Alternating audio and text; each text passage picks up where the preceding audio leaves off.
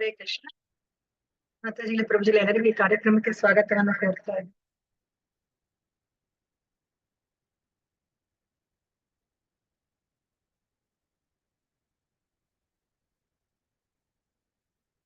ಹರೇ ಕೃಷ್ಣ. ಭಜನ್ ಮಾಡ್ತೀರಾ ಯಾರಾದ್ರೂ? Small bhajan. Geetha Mataji, Sunita Mataji.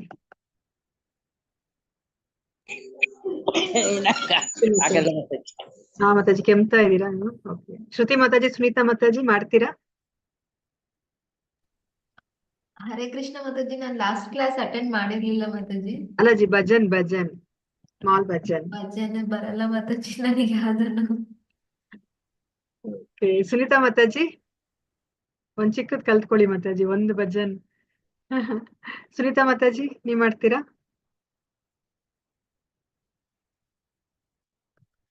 Okay. ಹರೇ ಹರೇ ಕೃಷ್ಣ. ನಾನು ಒಂದ್ ಚಿಕ್ಕ ಭಜನನ್ನ ಮಾಡ್ತೀನಿ. ಇದನ್ನ ನರೋತ್ತಮದಾಸ ಠಾಕೂರ್ ಅವ್ರು ಬರ್ದಿರೋದು. ಶ್ರೀಕೃಷ್ಣ ಚೈತನ್ಯ ಪ್ರಭು ದಯಾ ಕೋರಮೂರೆ. ಇದನ್ನ ಬೆಳಗ್ಗೆ ಗುರು ವಂದನ ಆಗತ್ತಲ್ಲ ಆ ಸಮಯದಲ್ಲಿ ಹೇಳುವಂತದ್ದು ಭಜನ್ ಇದು.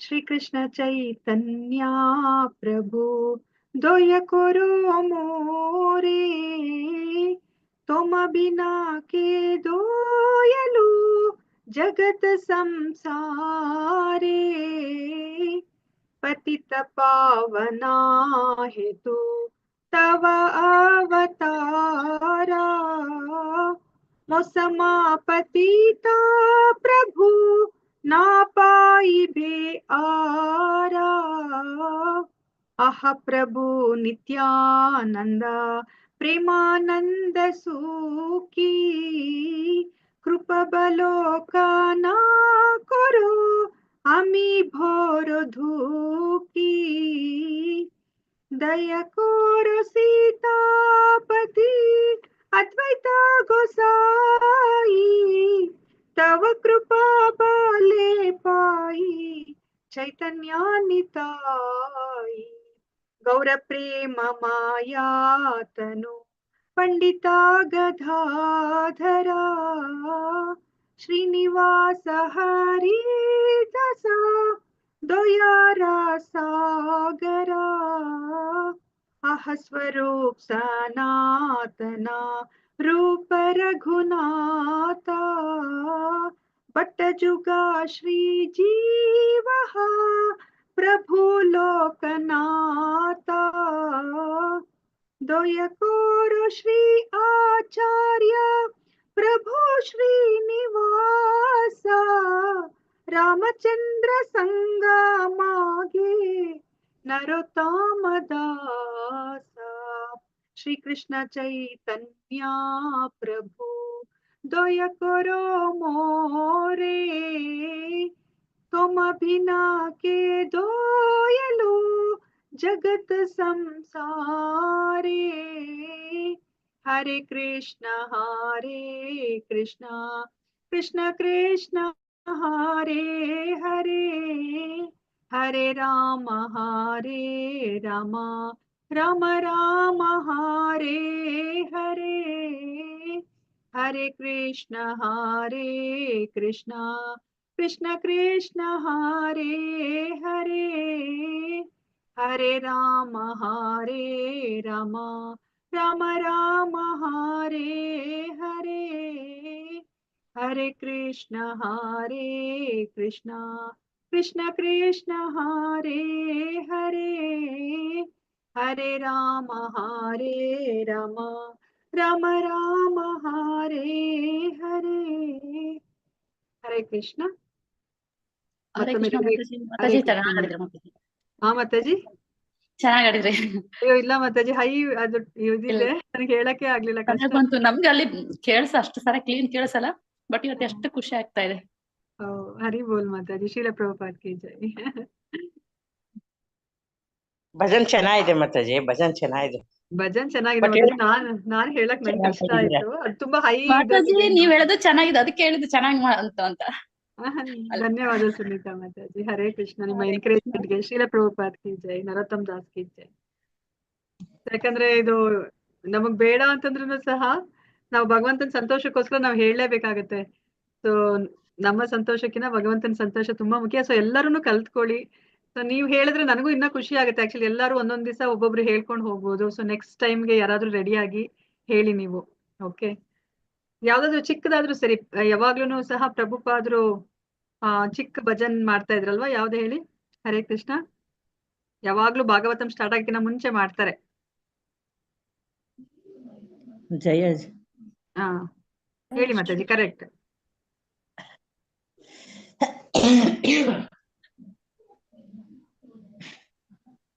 ಮಾತಾಜಿ ಯಾವ್ದಾದ್ರು ಆರತಿ ಹಾಡುಗಳನ್ನ ಹೇಳ್ಬೋದಾ ಮಾತಾಜಿ?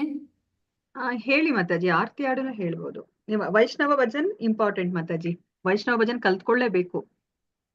ಇವಾಗ ಅಕಸ್ಮಾತ್ ನೀವು ದೀಕ್ಷೆ ತಗೋತೀರಾ ಅಂತಂದ್ರೂ ಸಹ ಇದು ಗುರುವಾಷ್ಟಕಂ ಇದೆಯಲ್ಲ, ಬೆಳಗ್ಗೆ ನಾವು 4 ಗಂಟೆಗೆ ಮಂಗಳಾರತಿಯಲ್ಲಿ ಹೇಳ್ತೀವಲ್ವಾ, ಅದನ್ನ ಮಸ್ಟ್ ಅಂಡ್ ಶುಡ್ ಕೇಳ್ತಾರೆ. ಮತ್ತೆ ಗುರುವಂದನ ಹೇಳ್ತೀವಲ್ಲ, ಗುರುಚರಣ ಪದ್ಮ ಎಲ್ಲ ಅದು ಇದೆಯಲ್ಲ. ನೋಡ್ಕೊಳ್ತಾ ಮಾತಾಜಿ ಅದು ಒಂದ್ ದಿವಸ ಫೈನ್ ಡೇ ಬರಲ್ಲ ಮಾತಾಜಿ, ನೀವು ಹೇಳ್ಕೊಡ್ತಾ ಇದ್ರೇನೆ ಬರೋದು. ಅದಕ್ಕೆ ಕಲ್ತ್ಕೊಳ್ಳಿ ಎಲ್ಲಾರು ಸಹ. ಮತ್ತೆ ಭಗವಂತನ ಅಂದ್ರೆ ಅದೆಲ್ಲಾನು ಸೈಡ್ಗೆ ಇಟ್ರು ಸಹ ಭಗವಂತನ ಸಂತೋಷಕ್ಕೋಸ್ಕರ ನಾವು ಹೇಳಲೇಬೇಕು ಸಾಂಗ್ಸ್ ನ, ಅಂದ್ರೆ ಭಜನ್ಸ್ ನ. ಅದು ವೈಷ್ಣವ ಠಾಕೂರ್ ಭಜನ್ಸ್, ಅದು ತುಂಬಾ ಪವರ್ಫುಲ್. ಅದನ್ನ ಏನ್ ಹೇಳ್ತಾರೆ, ಅದು ಗೋಲೋಕ ವೃಂದಾವನದಿಂದನೇ ನೇರವಾಗಿ ಬಂದಿದೆ ಅಂತ ಹೇಳ್ತಾರೆ. ನರೋತ್ತಮ ದಾಸ ಠಾಕೂರ್ ಅವ್ರದ್ದು ನೀವೇನಾದ್ರೂ ಆ ಸೀರೀಸ್ ಅಂದ್ರೆ ಆಚಾರ್ಯ ಸೀರೀಸ್ ನಡೆದಾಗ ನೀವು ಅಟೆಂಡ್ ಮಾಡಿದ್ರೆ ಅದರಲ್ಲಿ ಚೈತನ್ಯ ಮಹಾಪ್ರಭುಗಳನ್ನೇ ಹೇಳಿದ್ದಾರೆ. ಸೊ ಅದೇನ್ ನರೋತ್ತಮ ದಾಸ ಅವ್ರು ಬರ್ದಿದ್ದಾರೆ ಅದೆಲ್ಲನೂ ಸಹ ನೇರವಾಗಿ ಇದು ಈ ಭೌತಿಕ ಪ್ರಪಂಚದಲ್ಲ, ಆಧ್ಯಾತ್ಮಿಕ ಪ್ರಪಂಚದ ಅಂತ ಹೇಳ್ಬಿಟ್ಟು ಅವರೇ ಹೇಳಿದ್ದಾರೆ ಮಾತಾಜಿ. ಅಲ್ಲ ಮಾತಾಜಿ, ಇವೆಲ್ಲ ಹೇಳ್ತಾ ಇದ್ರೆ ಯಾವಾಗ್ಲೂ ಮನೇಲಿ ಪಾಸಿಟಿವ್ ಎನರ್ಜಿನೂ ಬರುತ್ತೆ, ಮತ್ ನಮಗ್ ಮೆಂಟಲಿ ನಾವ್ ಚೇಂಜ್ ಆಗ್ಬಿಡ್ತೀವಿ ಮಾತಾಜಿ. ಹೌದೌದು ಮಾತಾಜಿ, ಹೇಳ್ಬೇಕಷ್ಟೇ. ಹೌದು. ಸೊ ಅದೇ ಹೇಳಿದ್ನಲ್ಲ, ಇದೇನೇ ಇದ್ರೂ ಸಹ ಸೈಡ್ಗೆ ಇಟ್ರು ನಾವು ತುಂಬಾ ಮುಖ್ಯವಾದದ್ದು ಭಗವಂತನ ಸಂತೋಷಕ್ಕೋಸ್ಕರ ಸೊ ನಾವು ಹೇಳ್ಬೇಕು ಭಜನ್ಸ್. ಹಾ ಮಾತಾಜಿ. ಓಕೆ, ಹರೇ ಕೃಷ್ಣ. ಇವತ್ತಿನ ಕಾರ್ಯಕ್ರಮವನ್ನ ಶುರು ಮಾಡ್ತಾ ಇದ್ದೀನಿ. ಓಂ ನಮೋ ಭಗವತೆ ವಾಸುದೇವಾಯ, ಓಂ ನಮೋ ಭಗವತೆ ವಾಸುದೇವಾಯ, ಓಂ ನಮೋ ಭಗವತೆ ವಾಸುದೇವಾಯ. ಇಸ್ಕಾನ್ ಮಂಗಳೂರು ಶ್ರೀ ಶ್ರೀ ರಾಧಾ ಗೋವಿಂದ ದೇವಸ್ಥಾನದ ವತಿಯಿಂದ ನಡೆಸಿಕೊಡುತ್ತಿರುವ ಭಾನುವಾರದ ಭಕ್ತಿ ಸದಾಚಾರ ತರಗತಿಗೆ ನಾನು ಸ್ವಾಗತವನ್ನ ಕೋರುತ್ತಾ ಇದ್ದೇನೆ. ಶ್ರೀ ಶ್ರೀ ರಾಧಾ ಗೋವಿಂದ ಅವರ ಚರಣಾರವಿಂದಗಳಲ್ಲಿ ನನ್ನ ನಮಸ್ಕಾರಗಳನ್ನು ಸಲ್ಲಿಸುತ್ತಾ, ಈ ಕೃಷ್ಣ ಪ್ರಜ್ಞೆಯನ್ನು ಪ್ರಪಂಚದಾದ್ಯಂತ ಹರಡಿರುವ ಎಸಿ ಭಕ್ತಿ ವೇದಾಂತ ಸ್ವಾಮಿ ಪ್ರಭುಪಾದ ಅವರಿಗೂ ನನ್ನ ನಮನಗಳನ್ನು ಸಲ್ಲಿಸುತ್ತಾ, ಈ ದೇವಸ್ಥಾನದ ಮುಖ್ಯಸ್ಥರು, ಈ ಕಾರ್ಯಕ್ರಮದ ಕಾರ್ಯಕರ್ತರುಗಳು ಮತ್ತು ನನ್ನ ಗುರುಗಳಾದ ಪೂಜ್ಯ ನಾಮನಿಷ್ಠಾಸ್ ಪ್ರಭುಜಿ ಅವರಿಗೂ ನನ್ನ ನಮಸ್ಕಾರಗಳನ್ನು ಸಲ್ಲಿಸುತ್ತಾ, ಗುರು ವಂದನೆಯೊಂದಿಗೆ ನಾನು ಇವತ್ತಿನ ಕಾರ್ಯಕ್ರಮವನ್ನು ಶುರು ಮಾಡುತ್ತಾ ಇದ್ದೇನೆ. ಓಂ ಅಜ್ಞಾನತಿಮಿರಾಂಧಸ್ಯ ಜ್ಞಾನಾಂಜನಶಲಾಕಯ ಚಕ್ಷುರ್ ಉನ್ಮೀಲಿತಂ ಯೇನ ತಸ್ಮೈ ಶ್ರೀ ಗುರವೇ ನಮಃ. ಶ್ರೀ ಚೈತನ್ಯ ಮನೋಭೀಷ್ಟಂ ಸ್ಥಾಪಿತಂ ಯೇನ ಭೂತಲೆ ಸ್ವಯಂ ರೂಪಃ ಕದಾ ಮಹ್ಯಂ ದದಾತಿ ಸ್ವಪದಾಂತಿಕಂ. ವಂದೇಹಂ ಶ್ರೀ ಗುರೋಃ ಶ್ರೀಯುತಪದಕಮಲಂ ಶ್ರೀ ಗುರೂನ್ ವೈಷ್ಣವಾಂಶ್ಚ ಶ್ರೀರೂಪಂ ಸಾಗ್ರಜಾತಂ ಸಹಗಣ ರಘುನಾಥಾನ್ವಿತಂ ತಂ ಸಜೀವಂ ಸಾದ್ವೈತಂ ಸಾವಧೂತಂ ಪರಿಜನಸಹಿತಂ ಕೃಷ್ಣ ಚೈತನ್ಯ ದೇವಂ ಶ್ರೀ ರಾಧಾ ಕೃಷ್ಣ ಪಾದಾನ್ ಸಹಗಣ ಲಲಿತಾ ಶ್ರೀ ವಿಶಾಖಾನ್ವಿತಾಂಶ್ಚ. ಹೇ ಕೃಷ್ಣ ಕರುಣಾ ಸಿಂಧೋ ದೀನಬಂಧೋ ಜಗತ್ಪತೆ ಗೋಪೇಶ ಗೋಪಿಕಾ ಕಾಂತ ರಾಧಾ ಕಾಂತ ನಮೋಸ್ತುತೆ. ತಪ್ತ ಕಾಂಚನ ಗೌರಾಂಗಿ ರಾಧೆ ವೃಂದಾವನೇಶ್ವರಿ ವೃಷಭಾನುಸುತೆ ದೇವಿ ಪ್ರಣಮಾಮಿ ಹರಿಪ್ರಿಯೆ. ವಾಂಚಾಕಲ್ಪತರುಭ್ಯಶ್ಚ ಕೃಪಾ ಸಿಂಧುಭ್ಯ ಏವ ಚ ಪತಿತಾನಾಂ ಪಾವನೇಭ್ಯೋ ವೈಷ್ಣವೇಭ್ಯೋ ನಮೋ ನಮಃ. ನಮೋ ವಿಷ್ಣು ಪದಾಯ ಕೃಷ್ಣ ಪೃಷ್ಠಾಯ ಭೂತಲೆ ಶ್ರೀಮತೆ ಭಕ್ತಿ ವೇದಾಂತ ಸ್ವಾಮಿನ್ ಇತಿ ನಾಮಿನೇ. ನಾಮಸ್ತೆ ಸರಸ್ವತೆ ದೇವೆ ಗೌರವಾಣಿ ಪ್ರಚಾರಿಣೆ ನಿರ್ವಿಶೇಷ ಶೂನ್ಯವಾದಿ ಪಶ್ಚಾತ್ಯ ದೇಶತಾರಿಣೆ. ಜಯ ಶ್ರೀ ಕೃಷ್ಣ ಚೈತನ್ಯ ಪ್ರಭು ನಿತ್ಯಾನಂದ ಶ್ರೀ ಅದ್ವೈತ ಗದಾಧರ ಶ್ರೀವಾಸಾದಿ ಗೌರ ಭಕ್ತ ವೃಂದ. ಹರೇ ಕೃಷ್ಣ ಕೃಷ್ಣ ಕೃಷ್ಣ ಹರೇ ಹರೇ, ಹರೇ ರಾಮ ರಾಮ ರಾಮ ಹರೇ ಹರೇ, Hare Krishna, Krishna Krishna, Hare Hare, Hare Rama, Rama Rama, Hare Hare, Hare Krishna, Krishna Krishna, Hare Hare, Hare Rama, Rama Rama, Hare Hare, Narayanam Namaskritya Naram Chaiva Narottamam Devim Saraswatim Vyasam Tato Jayam Udirayet Nashtaprayeshu Abhadreshu Nityam Bhagavata Sevaya Bhagavati Uttama Shloke Bhaktir Bhavati Naishtiki Krishnaya Vasudevaya Devaki Nandanaya Cha Nanda Gopakumaraya Govindaya Namo Namaha Namah Pankajanaabhaya Namah Pankajamaline Namah Pankajanetraya Namaste Pankajangraye. Hare Krishna. ಮಾತಾಜಿಗಳ ಪ್ರಭುಜಿಗಳ ನಾವು ಯಾರ prayers ಅನ್ನ ಕಲ್ತ್ಕೋತಾ ಇದ್ವಿ ಅಂತ ಹೇಳ್ಬಿಟ್ಟು ಯಾರಾದ್ರೂ ಹೇಳ್ತೀರಾ? ಯಾರ prayers ಅನ್ನ ಕಲ್ತ್ಕೋತಾ ಇದ್ವಿ?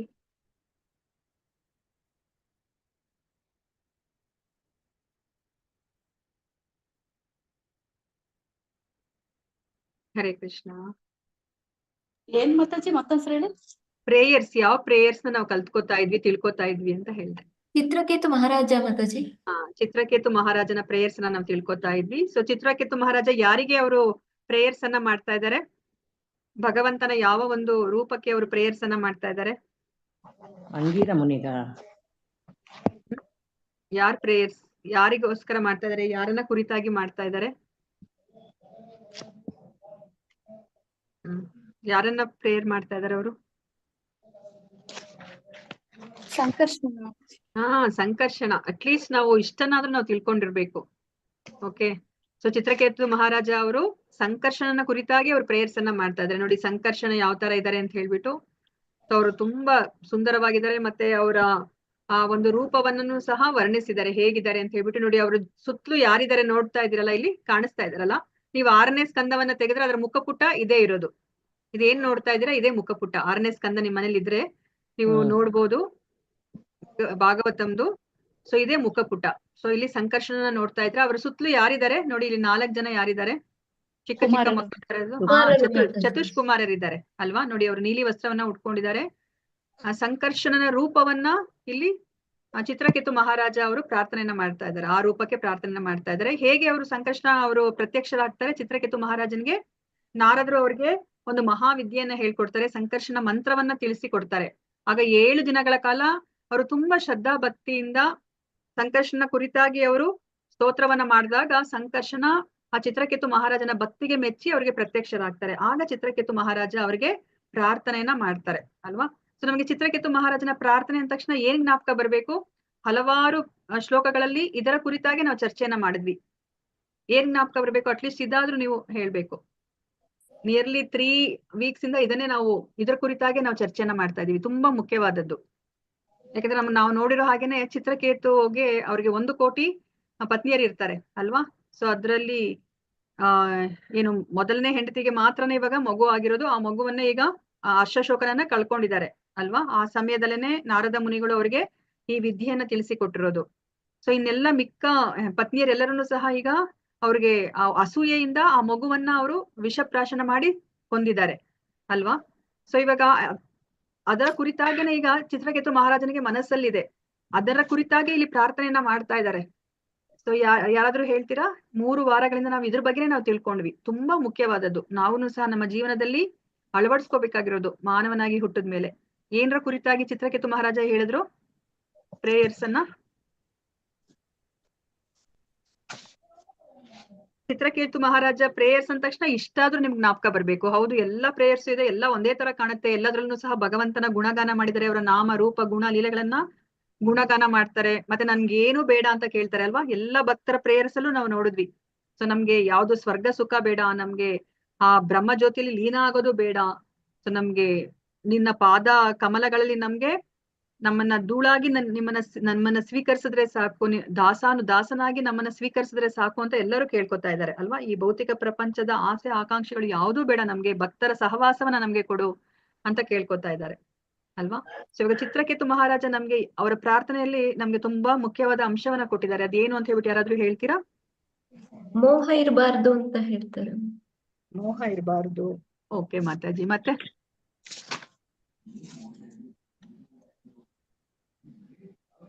ಹರೇ ಕೃಷ್ಣ. ಆ ಪದವನ್ನ ತುಂಬಾ ಸತಿ ಉಪಯೋಗಿಸಿದ್ದಾರೆ. 3-4 ಶ್ಲೋಕದಲ್ಲೂ, 4ಕ್ಕಿಂತ ಜಾಸ್ತಿ ಶ್ಲೋಕದಲ್ಲಿ ಹೇಳಿದ್ದಾರೆ. ಹರೇ ಕೃಷ್ಣ. ಗೀತಾ ಮಾತಾಜಿ. ಮಾತಾಜಿ ನಾನು 2 ವಾರ ಇರ್ಲೇ ಬರ್ತಾ ಇಲ್ವಾ? ಇರ್ಲಿಲ್ವಾ ನೀವು? 2 ವಾರ ಅಟೆಂಡ್ ಚಿತ್ರಕೇತು. ಹಾ, ಓಕೆ ಮಾತಾಜಿ, ಆಯ್ತು. ಸೊ ಚಿತ್ರಕೇತು ಮಹಾರಾಜನ ಪ್ರೇಯರ್ಸ್ ಅಲ್ಲಿ ನೀವು ನೋಡಿದ್ರೆ ಭಾಗವತ ಧರ್ಮವನ್ನ ಅವರು ವಿವರಿಸಿದ್ದಾರೆ. ತುಂಬಾ ಮುಖ್ಯವಾದದ್ದು ಅಲ್ವಾ. ಭಾಗವತ ಧರ್ಮ ಅಂತಂದ್ರೆ ಏನು ಅಂತ ಹೇಳ್ಬಿಟ್ಟು ನಮ್ಗೆ ಹಲವಾರು ರೀತಿಯಲ್ಲಿ ನಮ್ಗೆ ಅರ್ಥ ಮಾಡಿಸ್ತಾರೆ ಪ್ರಭುಪಾದ್ರು ಅಲ್ವಾ. ಸೊ ಇವಾಗ ಭಾಗವತ ಅಂದ್ರೆ 2 ತರದ ಭಾಗವತರಿದ್ದಾರೆ ಅಲ್ವಾ. ಯಾವ್ದ್ಯಾವ್ದು ಅಂತ ಹೇಳ್ಬಿಟ್ಟು ಯಾರಾದ್ರೂ ಹೇಳ್ತೀರಾ? ಭಾಗವತ ಅಂದ ತಕ್ಷಣ 2 ತರ ಭಾಗವತರು ಯಾರ್ಯಾರು?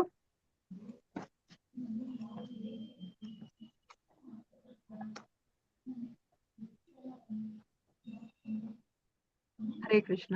ಭಾಗವತ ಅಂದ ತಕ್ಷಣ ನಿಮ್ಗೆ ಏನ್ ಜ್ಞಾಪಕ ಬರುತ್ತೆ? ಮಾತಾಜಿ ಭಗವಂತನ ಸೇವೆ ಮಾತಾಜಿ, ಭಾಗವತ ಧರ್ಮ ಅಂದ್ರೆ. ಹಾ ಹೌದು, ಭಾಗವತ ಅನ್ನೋ ಒಂದು ಪದವನ್ನ ನಾನು ಕೇಳ್ತಾ ಇದ್ದೀನಿ. ಭಾಗವತ ಅಂದ ತಕ್ಷಣ ನಿಮ್ಗೆ ಏನ್ ಜ್ಞಾಪಕ ಬರುತ್ತೆ? ಕೃಷ್ಣನ ಲೀಲೆಗಳು, ಬ್ರಾಹ್ಮಣ ಕೃಷ್ಣನ ಲೀಲೆಗಳಲ್ಲ ಮಾತಾಜಿ. ಓಕೆ ಮಾತಾಜಿ. ಭಾಗವತ ಅಂದ ತಕ್ಷಣ ನಿಮ್ಗೆ ಪುಸ್ತಕ ಭಾಗವತ ಜ್ಞಾಪಕ ಬರಲ್ವಾ? ಹೌದು.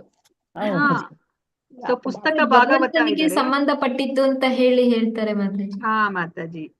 ಸೊ ಭಾಗವತ ಅಂದ ತಕ್ಷಣ ಪುಸ್ತಕ ಭಾಗವತ ಮತ್ತೆ ವ್ಯಕ್ತಿ ಭಾಗವತ ಇಬ್ರಿದ್ದಾರೆ. ಯಾರು ಆ ಭಗವಂತನಿಗೆ ಶರಣಾಗಿದಾರೋ ಅವ್ರನ್ನ ವ್ಯಕ್ತಿ ಭಾಗವತ ಅಂತ ಹೇಳ್ತಾರೆ.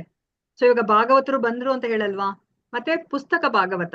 ಸೊ 2 ಭಾಗವತರಿದ್ದಾರೆ. ನಾವ್ ಎರಡನ್ನೂ ಸಹ ನಾವು ಸೇವೆಯನ್ನ ಮಾಡ್ಬೇಕು. ಎರಡನ್ನೂ ಸಹ ನಾವು ಆಶ್ರಯಿಸ್ಬೇಕು ಅಲ್ವಾ. ಸೊ ಭಾಗವತ ಧರ್ಮ ಅಂತಂದ್ರೆ ನಮ್ಗೆ ಹಿಂದಿನ ವಾರ ಏನ್ ಹೇಳಿದ್ರು? ಸೊ ನಾವು ಭಗವಂತನಿಗೆ ಶರಣಾಗ್ಬೇಕು. ಎಷ್ಟು ಶರಣಾಗ್ಬೇಕು?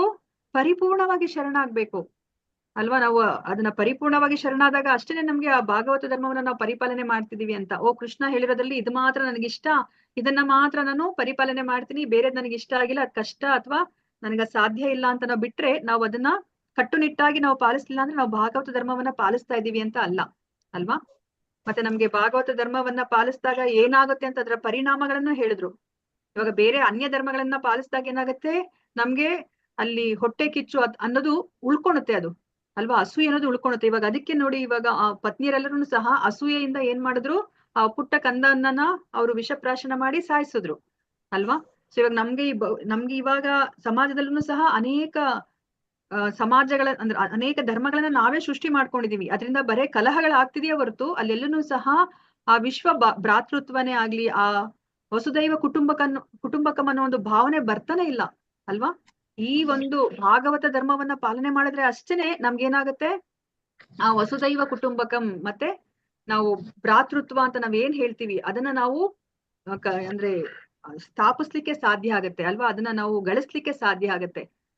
ಸೊ ಅದನ್ನ ನಾವು ತಿಳ್ಕೊಂಡಿದ್ದು. ಅದಕ್ಕೆ ನೋಡಿ, ಇವಾಗ ಭಾಗವತ ಧರ್ಮವನ್ನ ಯಾರೇ ಪರಿಪಾಲನೆ ಮಾಡಿದ್ರೆ ಅವ್ರು ಯೋಚನೆ ಮಾಡೋದಿಲ್ಲ. ಓ ಇವನು ಶ್ರೀಮಂತ, ಇವನು ಬಡವ, ಓ ಇವನು ಕಪ್ಪಗಿದ್ದಾನೆ, ಇವನು ಬೆಳ್ಳಗಿದ್ದಾನೆ, ಇವನು ಅನ್ಯ ಜಾತಿಯಲ್ಲಿದ್ದಾನೆ ಅಥವಾ ಉನ್ನತ ಜಾತಿ, ಇವನು ಕೇಳು ಜಾತಿ ಅಂತ ಹೇಳ್ಬಿಟ್ಟು ಏನು ನೋಡೋದಿಲ್ಲ.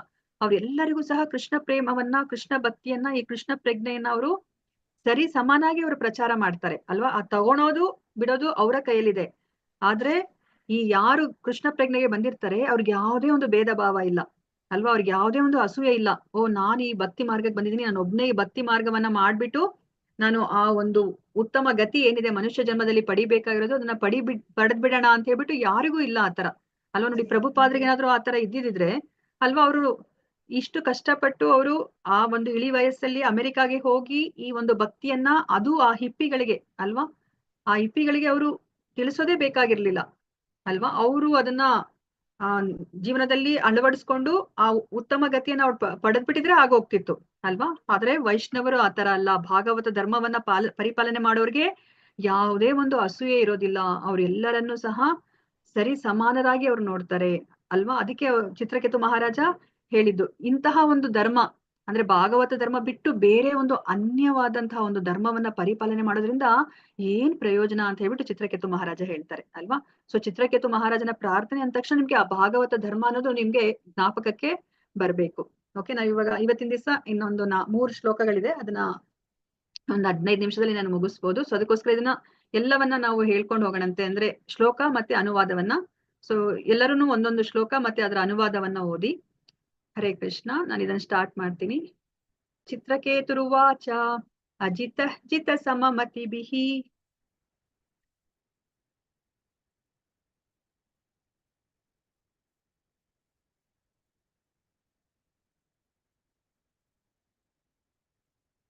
ಶ್ಲೋಕ 34. ಚಿತ್ರಕೇತುರುವಾಚ ಅಜಿತಾಜಿತ ಸಮಮತಿಭಿಃ ಸಾಧುಭಿರ್ಭವಾನ್ ಜಿತಾತ್ಮಭಿರ್ಭವತಾ ವಿಜಿತಾಸ್ತೇಪಿ ಚ ಭಜತಾಂ ಅಕಾಮಾತ್ಮಾನಾಂ ಯೈ ಆತ್ಮದೋ ಅತಿ ಕರುಣಃ. ಅನುವಾದ. ಚಿತ್ರಕೇತು ಹೇಳಿದನು, ಅವಿಜೇತನಾದ ಹೇ ಭಗವಂತನೇ, ನಿನ್ನನ್ನು ಯಾರು ಜಯಿಸಲಾರರಾದರೂ ಮನಸ್ಸು ಮತ್ತು ಇಂದ್ರಿಯಗಳನ್ನು ನಿಗ್ರಹಿಸಿದ ಭಕ್ತರು ನಿನ್ನನ್ನು ನಿಜವಾಗಿ ಜಯಿಸಬಲ್ಲರು. ನಿನ್ನಿಂದ ಯಾವ ಲೌಕಿಕವಾದ ಲಾಭವನ್ನು ಅಪೇಕ್ಷಿಸದ ಭಕ್ತರ ವಿಷಯದಲ್ಲಿ ಉದ್ದೇಶವಿಲ್ಲದೆಯೇ ಕರುಣೆ ತೋರುವೆ.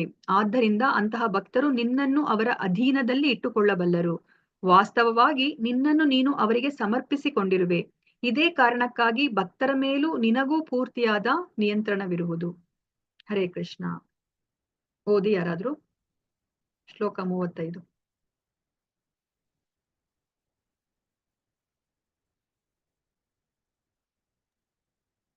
ಶ್ಲೋಕ 35. ತವ ವಿಭವಃ ಕುಲು ಭಗವನ್ ಜಗದುದಯ ಸ್ಥಿತಿ ಲಯಾದೀನಿ ವಿಶ್ವಸೃಜಸ್ತೇಂ ಶಾಂಶ ತತ್ರ ಮೃಷಾ ಸ್ವರ್ಧಂತಿ ಪ್ರತಗ ಬಿಮತ್ಯ. ಅನುವಾದ. ಪರಮ ಪ್ರಿಯನಾದ ಭಗವಂತನೇ, ಈ ಜಗತ್ತಿನ ಸೃಷ್ಟಿ ಸ್ಥಿತಿ ಲಯಗಳು ನಿನ್ನ ವೈಭವಗಳಲ್ಲದೆ ಬೇರೆ ಅಲ್ಲ. ಬ್ರಹ್ಮ ಮತ್ತಿತರ ಸೃಷ್ಟಿಕರ್ತರು ನಿನ್ನೊಂದು ಅಂಶದಲ್ಲಿನ ಬಹು ಸಣ್ಣ ಅಂಶವಾದ್ದರಿಂದ ಸೃಷ್ಟಿ ಮಾಡುವ ಆಂಶಿಕ ಶಕ್ತಿಯಿಂದಾಗಿಯೇ ಅವರು ದೇವರುಗಳಾಗುವುದಿಲ್ಲ, ಈಶ್ವರರಾಗುವುದಿಲ್ಲ. ತಾವು ಬೇರೆಯಾದ ದೇವರುಗಳೆಂಬ ಅವರ ತಿಳುವಳಿಕೆ ಮಿಥ್ಯೆಯಾದ ಹೆಮ್ಮೆ. ಇದು ತಪ್ಪು ತಿಳುವಳಿಕೆ. ಹರೇ ಕೃಷ್ಣ ಮಾತ. ಹರೇ ಕೃಷ್ಣ ಮಾತಾಜಿ, ಧನ್ಯವಾದಗಳು. 36ನೇ ಶ್ಲೋಕ ಓದಿ.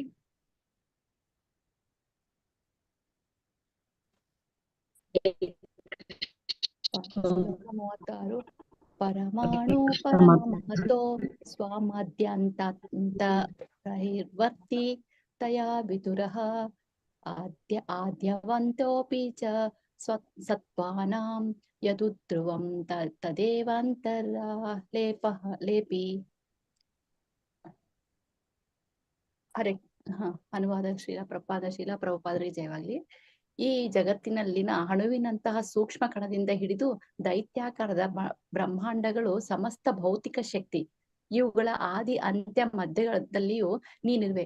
ಹಾಗಿದ್ದು ನೀನು ನಿರಂತರನಾದವನು, ಆದಿ ಅಂತ್ಯ ಮಧ್ಯಸ್ಥಗಳಿಲ್ಲದವನು, ಈ 3 ಹಂತಗಳಲ್ಲಿ ಇರುವವನು ಎಂದು ಗ್ರಹಿಸಲಾಗಲಿರುವ ನೀನು ಶಾಶ್ವತನು. ಜಗತ್ತಿನ ಅವ್ಯಕ್ತ ರೂಪವು ಇಲ್ಲದವನಾಗಿಲು ನೀನು ಮೂಲ ಶಕ್ತಿಯಾಗಿ ಉಳಿದಿರುವೆ. ಹರೇ ಕೃಷ್ಣ ಮಾತಾಜಿ. ಹರೇ ಕೃಷ್ಣ ಮಾತಾಜಿ. 37ನೇ ಶ್ಲೋಕ ಓದಿ. ಹರೇ ಕೃಷ್ಣ ಮಾತಾಜಿ. ಹರೇ ಕೃಷ್ಣ ಮಾತಾಜಿ. ಇತ್ಯಾದಿಭಿರೇಷು ಕಲಾವೃತಾ ಸಪ್ತರ್ಭಿದಶ ಗುಣೋತ್ತರೈರಂಢಕೋಶ ಯತ್ರಾಪತತ್ಯಣುಕಲ್ಪಃ ಸಹಾಂಡಕೋಟಿಬಿಸ್ತದನಂತಃ. ಅನುವಾದ. ಪ್ರತಿಯೊಂದು ಬ್ರಹ್ಮಾಂಡವು ಭೂಮಿ, ಜಲ, ಅಗ್ನಿ, ವಾಯು, ಆಕಾಶ, ಸಮಗ್ರ ಶಕ್ತಿ ಮತ್ತು ಮಿಥ್ಯಾಹಂಕಾರವೆಂಬ 7 ಪದರಗಳನ್ನು ಒದ್ದಿದೆ. ಇವುಗಳಲ್ಲಿ ಒಂದೊಂದು ಹಿಂದಿನದಕ್ಕಿಂತ 10 ಪಟ್ಟು ವಿಸ್ತಾರವಾದದ್ದು. ಈ ಜಗತ್ತೇ ಅಲ್ಲದೆ ಲೆಕ್ಕಕ್ಕೆ ಸಿಕ್ಕದಷ್ಟು ಜಗತ್ತುಗಳಿವೆ. ಅವು ಸೀಮಾತೀತವೆನ್ನುವಷ್ಟು ಬೃಹತ್ತಾದವುಗಳಾದರೂ ನಿನ್ನ ಮಟ್ಟಿಗೆ ಅಣುಗಳಂತೆಯೇ ಚಲಿಸುತ್ತವೆ. ಆದ್ದರಿಂದ ನಿನ್ನನ್ನು ಸೀಮಾತೀತ, ಅನಂತ ಎಂದು ಕರೆಯುತ್ತಾರೆ. ಹರೇ ಕೃಷ್ಣ. ಧನ್ಯವಾದ. 38ನೇದು ಓದಿ.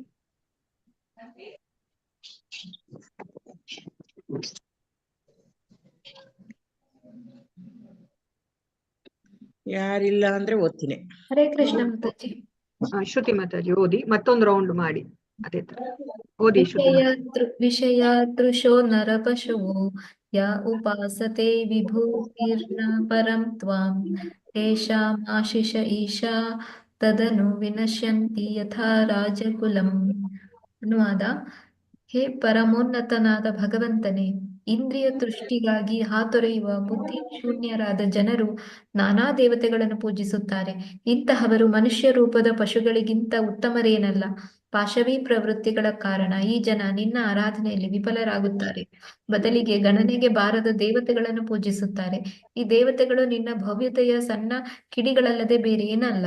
ಈ ಇಡೀ ಬ್ರಹ್ಮಾಂಡವು ಲಯವಾದಾಗ ಅಧಿಕಾರದಲ್ಲಿಲ್ಲದ ದೊರೆಯ ಉದಾತ್ತ ವ್ಯಕ್ತಿತ್ವದಂತೆ ದೇವತೆಗಳು ಅವರು ಕೊಟ್ಟ ವರಗಳು ಲಯವಾಗುತ್ತವೆ. ಹರೇ ಕೃಷ್ಣ ಮಾತಾಜಿ. ಹರೇ ಕೃಷ್ಣ ಮಾತಾಜಿ. ಶ್ಲೋಕ 39.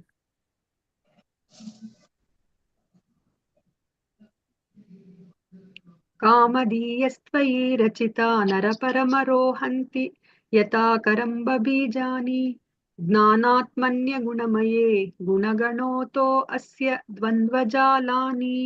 ಅನುವಾದ: ಹೇ ಭಗವಂತನೇ, ಸರ್ವ ಜ್ಞಾನ ಮೂಲನು ಭೌತಿಕ ಗುಣಗಳಿಗೆ ಅತೀತನೂ ಆದ ನಿನ್ನನ್ನು ಇಂದ್ರಿಯ ತುಷ್ಟಿಯಂತಹ ಲೌಕಿಕ ಅಪೇಕ್ಷೆಗಳ ಗೀಳು ಹಿಡಿದವರು ಐಹಿಕ ಐಶ್ವರ್ಯಗಳಿಂದ ವೈಭವಯುತವಾಗಿ ಪೂಜಿಸಿದರೆ ಅಂತಹವರಿಗೆ ನಿಸ್ಸಾರವಾದ ಅಥವಾ ಹುರಿದ ಬೀಜಗಳು ಹೇಗೆ ಮೊಳೆಯುವುದಿಲ್ಲವೋ ಹಾಗೆ ಭೌತಿಕ ಪುನರ್ಜನ್ಮವು ಪ್ರಾಪ್ತವಾಗುವುದಿಲ್ಲ. ಭೌತಿಕ ಪ್ರಕೃತಿಗೆ ಬದ್ಧರಾಗಿರುವ ಕಾರಣ ಜೀವಿಗಳಿಗೆ ಪುನಃ ಪುನಃ ಹುಟ್ಟು ಸಾವುಗಳು ಉಂಟಾಗುವುವು. ನೀನು ಅಲೌಕಿಕನಾದುದರಿಂದ ನಿನ್ನ ಅಲೌಕಿಕತೆಯಲ್ಲಿ ಭಾಗಿಯಾಗುವ ಒಲವಿರುವವನು ಪ್ರಾಕೃತಿಕ ಗುಣಪ್ರಭಾವಗಳಿಂದ ಪಾರಾಗುವನು. ಹರೇ ಕೃಷ್ಣ. ಶ್ಲೋಕ 40. ಓದಿ ಮತ್ತೆ. ಓದ್ಲ ಮತ್ತೆ. ಓದಿ ಮತ್ತೆ.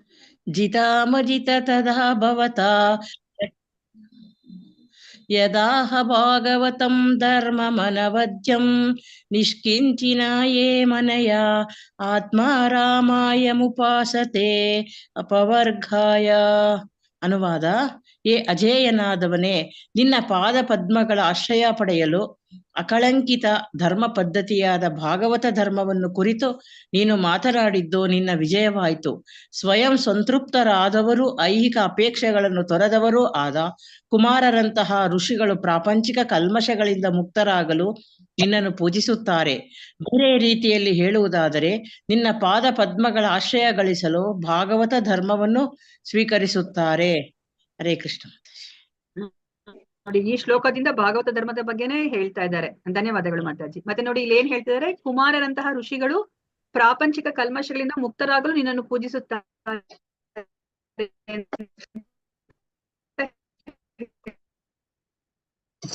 ಆದ್ರೂ ಸಹ ಅವರು ಭಗವಂತನಿಗೆ ಭಾಗವತ ಧರ್ಮವನ್ನ ಅವರು ಸ್ವೀಕರಿಸ್ತಾರೆ. ಭಗವಂತನ ಆಶ್ರಯವನ್ನ ಪಡಿಲಿಕ್ಕೆ ಅವರು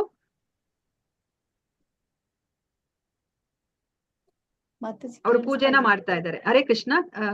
ತುಂಬಾ ಕಟ್ ಆಗ್ತಾ ಇದೆ ಮಾತಾಜಿ. ಅಷ್ಟ ಸ್ವಲ್ಪ ಆಯ್ತು ಮಾತಾಜಿ, ಆಗ್ಲೂ ಒಂದೆರಡು ಸೆಕೆಂಡ್, 5 ನಿಮಿಷ. ತುಂಬಾ ಸತಿ ಆದ್ರೆ ಹೇಳಿ ಮಾತಾಜಿ. ಶ್ಲೋಕ 41 ಓದಿ ಯಾರಾದ್ರು. ಹರೇ ಕೃಷ್ಣ ಮಾತಾಜಿ. ಶ್ಲೋಕ 41. ವಿಷಮ ಮತ್ತಿರ್ನ ಯತ್ರ ನೃಣಾನಾಂ ತ್ವಮಹಮಿತಿ ಮಮ ತವೇತಿ ಚ ಯದನ್ಯತ್ರ ವಿಷಮ ಮದೀಯ ರಚಿತೋ ಯಃ ಸಾಹ್ಯ ವಿಶುದ್ಧಃ ಕ್ಷಯಿಷ್ಣುರ್ ಧರ್ಮ ಬಹುಲ.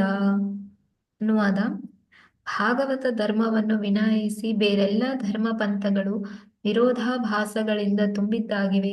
ಅವು ಕಾಮ್ಯ ಫಲಗಳ ಮತ್ತು ನೀನು, ನಾನು, ನಿನ್ನದು, ನನ್ನದು ಎಂಬ ತಾರತಮ್ಯದ ಕಲ್ಪನೆಗಳ ರೀತಿಯ ಕೆಲಸ ಮಾಡುತ್ತವೆ. ಇಂತಹ ಪ್ರಜ್ಞೆಯು ಶ್ರೀಮದ್ ಭಾಗವತದ ಅನುಯಾಯಿಗಳಿಗಿಲ್ಲ. ಭಾಗವತ ಅನುಯಾಯಿಗಳಿಗೆ ಇರುವುದು ಕೃಷ್ಣ ಪ್ರಜ್ಞೆಯೊಂದೇ. ಇವರು ಕೃಷ್ಣನು ಅವರವನೆಂದು, ಅವರು ಕೃಷ್ಣನಿಗೆ ಸೇರಿದವರೆಂದು ಆಲೋಚಿಸುತ್ತಾರೆ. ಇನ್ನೂ ಹೀನ ದರ್ಜೆಯ ಧರ್ಮ ಪಂಥಗಳುಂಟು. ಶತ್ರುಮರ್ದನ ಅಥವಾ ಯೋಗ ಶಕ್ತಿಯ ಗಳಿಕೆ ಈ ಪಂಥಗಳ ಆಲೋಚನಾ ಮಾರ್ಗವಾಗಿದೆ. ಇಂತಹ ಧರ್ಮ ಪಂಥಗಳು ಮೋಹ ಮತ್ತು ಮತ್ಸರಗಳಿಂದ ತುಂಬಿದ್ದು ಅಶುದ್ಧವೂ ಅಶಾಶ್ವತವೂ ಆಗಿವೆ. ಈರ್ಷ್ಯಾಪೂರ್ಣವಾಗಿರುವ ಕಾರಣ ಇವು ಅಧರ್ಮದಿಂದ ತುಂಬಿವೆ. ಹರೇ ಕೃಷ್ಣ ಮಾತಾಜಿ. ಹರೇ ಕೃಷ್ಣ. ಶ್ಲೋಕ 42. ಕಹ ಕ್ಷೇಮೋ ನಿಜ ಪರಯೋಃ ಕಿಯಾನ್ ವಾರ್ತಃ ಸ್ವಪರುದ್ರಃ ಧರ್ಮೇಣ ಸ್ವದ್ರೋಹಾತ್ ತವ ಕೋಪಃ ಪರಸಂಪೀಡಯಾ ಚ ತಥಾ ಧರ್ಮಃ. ತನ್ನ ಮತ್ತು ಇತರರ ಬಗೆಗೆ ಅಸೂಯೆಯನ್ನು ಪ್ರಚೋದಿಸುವ ಧರ್ಮ ಪಂಥವೊಂದು ತನಗಾಗಲಿ ಅಥವಾ ಇತರಿಗಾಗಲಿ ಹೇಗೆ ತಾನೇ ಉಪಕಾರ ಮಾಡೀತು? ಇಂತಹ ಧರ್ಮಗಳನ್ನು ಪಾಲಿಸುವುದರಿಂದ ಏನು ಶುಭ ಸಾಧಿಸಿದಂತಾಯಿತು? ಇದರಿಂದ ಬರುವ ಲಾಭವಾದರೂ ಏನು? ವ್ಯಕ್ತಿಯು ಈರ್ಷ್ಯೆಯಿಂದ ತನ್ನನ್ನು ತಾನು ಘಾತಿಸಿಕೊಂಡು ಇತರರಿಗೆ ನೋವುಂಟು ಮಾಡಿ ನಿಮ್ಮ ಕ್ರೋಧವನ್ನ ಕೆರಳಿಸಿ ಅಧರ್ಮವನ್ನ ಆಚರಿಸುತ್ತಾನೆ. ಶ್ಲೋಕ 43 ಓದಿ.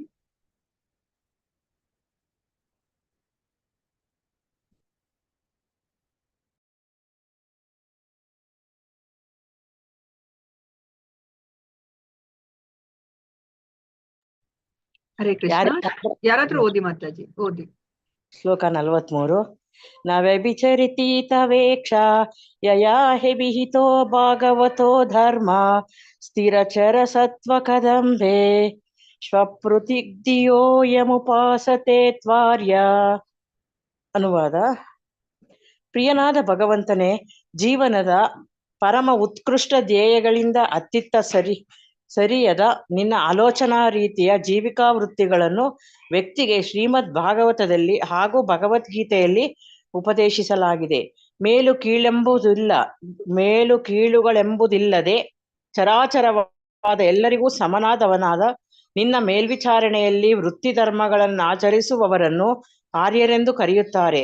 ಅಂತಹ ಆರ್ಯರು ದೇವೋತ್ತಮ ಪರಮ ಪುರುಷನಾದ ನಿನ್ನನ್ನು ಪೂಜಿಸುತ್ತಾರೆ. ಹರೇ ಕೃಷ್ಣ.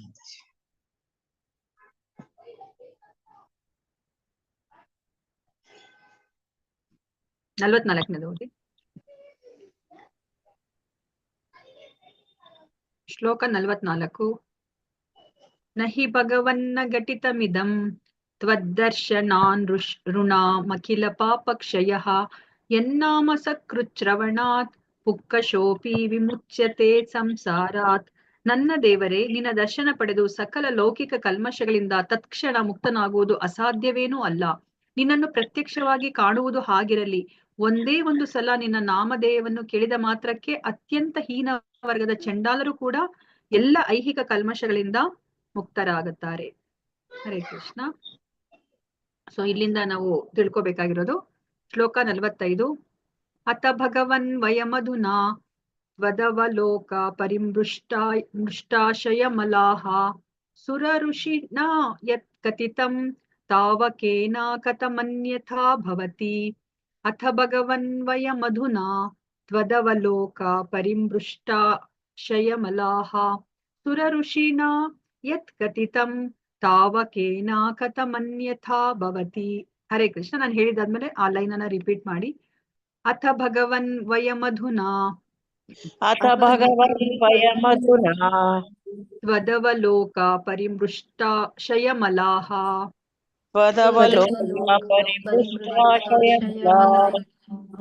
ಸುರ ಋಷಿನಾ ಯತ್ ಕಥಿತಂ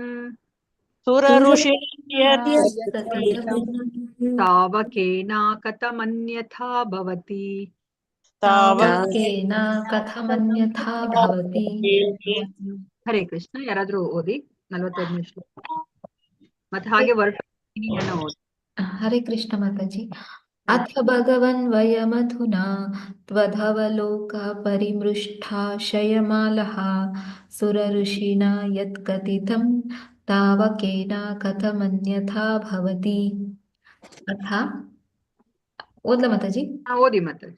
ಅಥ ಆದ್ದರಿಂದ ಭಗವನ್, ಹೇ ದೇವೋತ್ತಮ ಪರಮಪುರುಷನೇ, ವಯಂ ನಾವು, ಅಧುನಾ ಈ ಸಂದರ್ಭದಲ್ಲಿ, ತ್ವತ್ ಅವಲೋಕ ನಿನ್ನ ದರ್ಶನದಿಂದ, ಪರಿಮೃಷ್ಟ ತೊಳೆದು ಹಾಕಿದ, ಆಶಯ ಮಾಲಹ ಹೃದಯದಲ್ಲಿನ ಕಲುಷಿತ ಇಚ್ಛೆಗಳುಳ್ಳವರು, ಸುರ ಋಷಿನ ದೇವರ್ಷಿಯಿಂದ ನಾರದ, ಯತ್ ಯಾವುದು, ಕಥಿತಂ ಹೇಳಲಾಗಿದೆಯೋ, ತಾವಕೇನ ನಿನ್ನ ಭಕ್ತನಿಂದ, ಕಥಂ ಹೇಗೆ, ಅನ್ಯಥಾ ಭಿನ್ನವಾಗಿ, ಭವತಿ ಆಗುವುದು.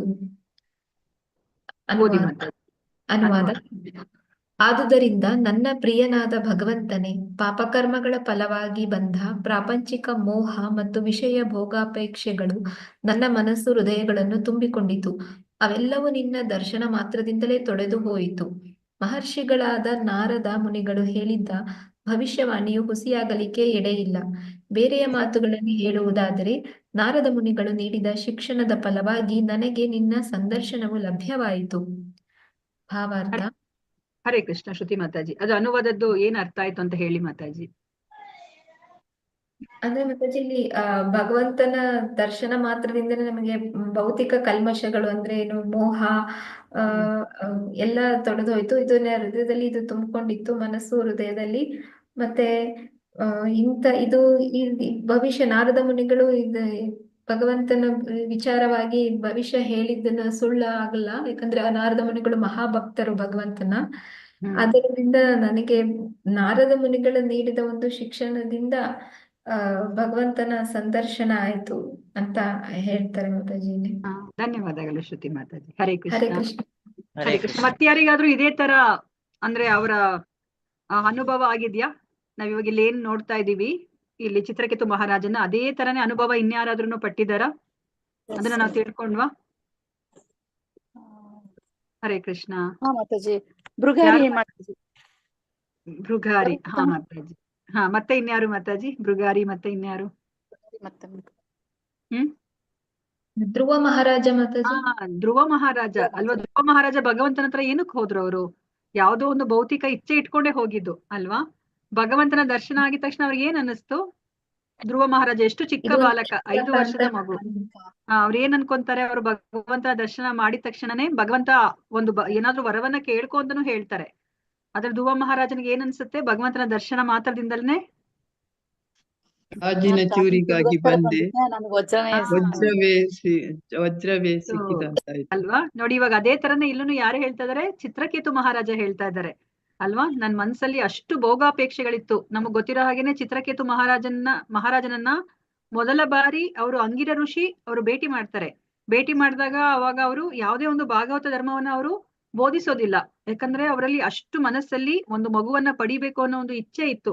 ಅದಕ್ಕೇನೆ ಅವ್ರಿಗೆ ಅನ್ಸುತ್ತೆ ಅಂಗಿರ ಮುನಿಗೆ ಇದು ಸರಿಯಾದ ಸಮಯ ಅಲ್ಲ ಈ ರಾಜನಿಗೆ ನಾನು ಭಾಗವತ ಧರ್ಮವನ್ನ ಬೋಧಿಸ್ಲಿಕ್ಕೆ ಅಂತ ಹೇಳ್ಬಿಟ್ಟು ಅವ್ರು ಏನ್ ಮಾಡ್ತಾರೆ? ಅವರ ಇಚ್ಛೆನ ಈಡೇರಿಸ್ಲಿಕ್ಕೆ ಅವರು ಆಶೀರ್ವಾದವನ್ನ ಮಾಡ್ತಾರೆ. ಅವರು ಯಜ್ಞವನ್ನ ಮಾಡಿ ಒಂದು ಮಗುವನ್ನ ಪಡಿಲಿಕ್ಕೆ ಅವರು ಒಂದು ಸಹಾಯವನ್ನ ಮಾಡ್ತಾರೆ, ಅವಕಾಶವನ್ನ ಕೊಡ್ತಾರೆ.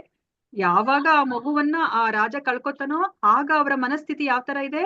ಆಗ ಅವರು ಈ ಭಾಗವತ ಧರ್ಮವನ್ನ ಅವರು ಒಪ್ಕೊಳ್ಳುವಂತಹ ಒಂದು ಮನಸ್ಥಿತಿಗೆ ಬರ್ತಾರೆ ಅಲ್ವಾ? ಸೊ ಅವಾಗ ಅವರು ಅಂಗಿರ ಋಷಿ ಅದಕ್ಕೇನೆ ಅವರು ನಾರದರನ್ನ ಕರ್ಕೊಂಡ್ ಬರ್ತಾರೆ.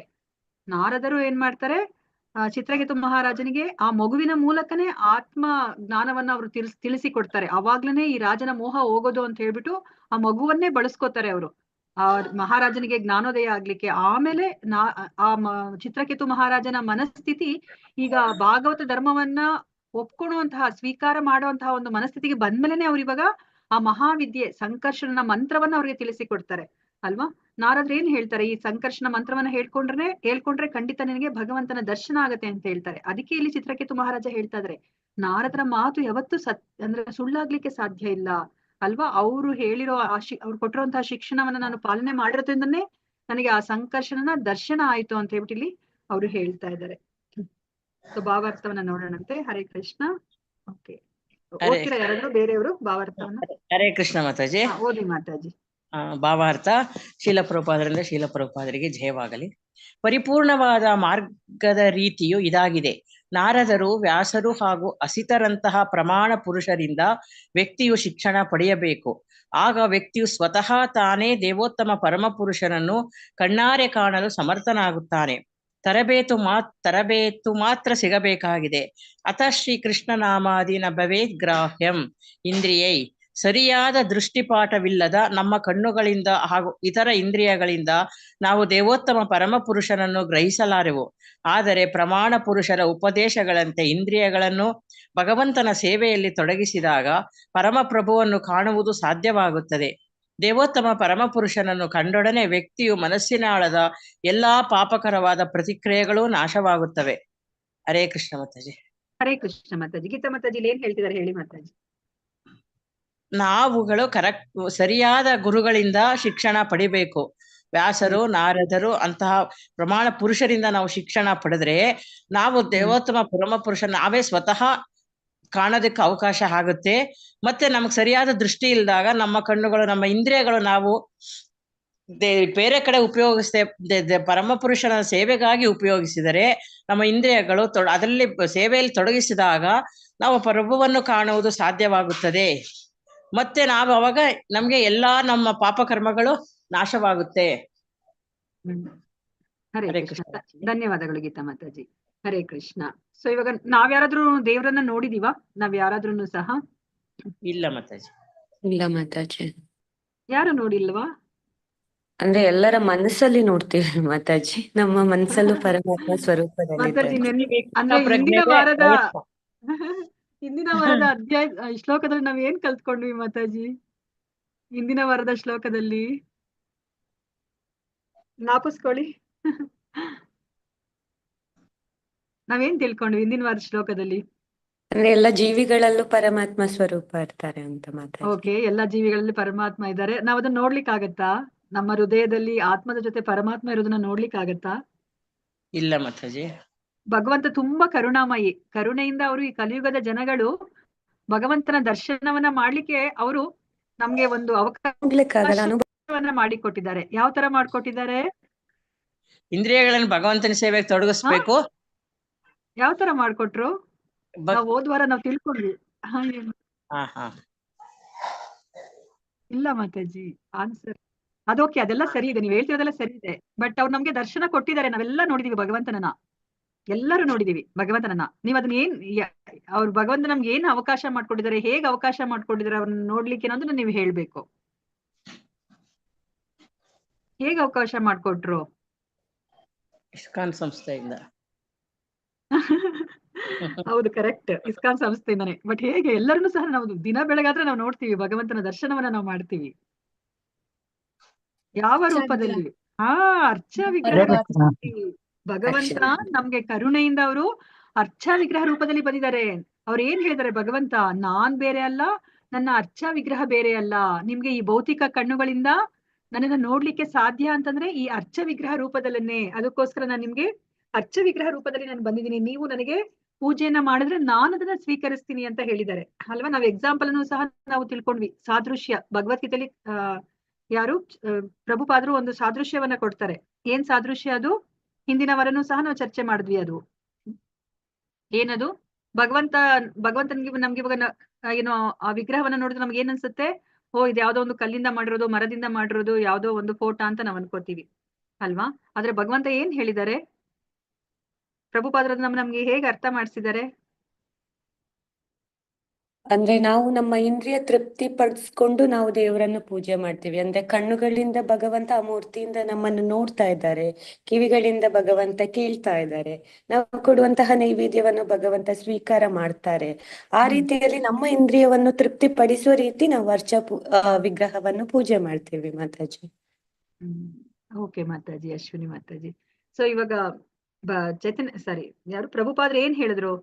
ಸೊ ಇವಾಗ ಯಾವ್ದಾದ್ರು ಒಂದು ಪೋಸ್ಟ್ ಬಾಕ್ಸ್ ಇದ್ರೆ ಅದು ಅಂಚೆ ಇಲಾಖೆಯಿಂದ ಅದು ಅಧಿಕೃತವಾಗಿದ್ರೆ ನಾವ್ ಯಾವುದೇ ಒಂದು ಲೆಟರ್ ಅನ್ನ ಯಾವ ವ್ಯಕ್ತಿಗೆ ಅದು ಸೇರ್ಬೇಕು ಅಂತ ಅನ್ಕೊಂಡ್ ನಾವ್ ಹಾಕಿರ್ತೀವೋ ಅದು ಸೇರುತ್ತಾ ಇಲ್ವಾ? ಸೇರುತ್ತೆ. ಅದಕ್ಕೆ ಪ್ರಭುಪಾದ ಅಂಚೆ ಬಾಕ್ಸ್ ಅಂತ ಅಂಚೆ ಬಾಕ್ಸ್ ಇಂದು ಅವರು ಒಂದು ಸಾದೃಶ್ಯವನ್ನ ಕೊಟ್ಟಿದ್ದಾರೆ. ಅದೇ ತರನೇ ಭಗವಂತನ ಹೇಳಿದ್ದಾರೆ, ನನಗೆ ನೀವು ಅರ್ಚಾ ವಿಗ್ರಹಕ್ಕೆ ನೀವು ಪೂಜೆಯನ್ನ ಮಾಡಿದ್ರೆ ನಾನು ಅದನ್ನ ಸ್ವೀಕರಿಸ್ತೀನಿ ಅಂತ ಹೇಳಿದ್ದಾರೆ ಅಲ್ವಾ? ನಾವಿವಾಗ ಇಲ್ಲಿ ಅರ್ಚಾ ವಿಗ್ರಹವನ್ನ ನಾವು ಪೂಜೆ ಮಾಡಿದ್ರೆ ಅದು ವೈಕುಂಠದಲ್ಲಿರುವಂತಹ ವಿಷ್ಣುವಿಗೆ ನಾವು ಪೂಜೆ ಮಾಡಿದ ಹಾಗೆ. ನಮಗ್ ಗೊತ್ತಿರೋ ಹಾಗೇನೆ ಪ್ರಭುಪಾದರು ಯಾವುದೇ ಒಂದು ದೇವಸ್ಥಾನಕ್ಕೆ ಹೋದ್ರೂ ಸಹ ಅವ್ರು ಎಷ್ಟೊಂದು ದೇವಸ್ಥಾನಗಳನ್ನ ಅವ್ರು ಕಟ್ತಾರೆ ಅಲ್ವಾ? ಅದಾದ್ಮೇಲೆ ಅವ್ರು ಮತ್ತೊಮ್ಮೆ ಆ ದೇವಸ್ಥಾನಕ್ಕೆ ಹೋಗಿ ಭೇಟಿ ಮಾಡಿದಾಗ ಅವ್ರಿಗೆ ಆ ವಿಗ್ರಹಗಳ ಜೊತೆ ಅವ್ರು ಮಾತಾಡ್ತಾರೆ ಅಲ್ವಾ? ನಾವ್ ಎಷ್ಟೊಂದು ಅದ್ರದ್ದು ಏನು ಸಂದರ್ಭಗಳನ್ನ ನಾವು ತಿಳ್ಕೊಂಡಿದೀವಿ ಅಲ್ವಾ? ಅದರ ಜೊತೆ ಮಾತಾಡಿದಾಗ ಎಲ್ಲಾ ಸರಿಯಾಗಿ ನಡೀತಾ ಇದ್ಯಾ, ಅವ್ರಿಗೆ ಸ್ವರ್ಗದಂಗ ಅನ್ಸುತ್ತೆ ವಿಗ್ರಹಗಳು.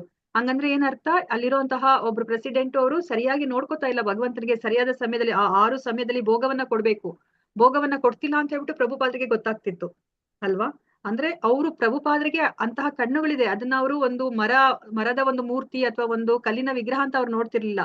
ಸ್ವತಃ ಅಲ್ಲಿ ರಾಧಾಕೃಷ್ಣರೇ ಅಲ್ಲಿದ್ದಾರೆ ಅನ್ನೋ ಒಂದು ಮನಸ್ಥಿತಿಯಲ್ಲಿ ಅವ್ರು ನೋಡ್ತಾ ಇದ್ರು ಅಲ್ವಾ?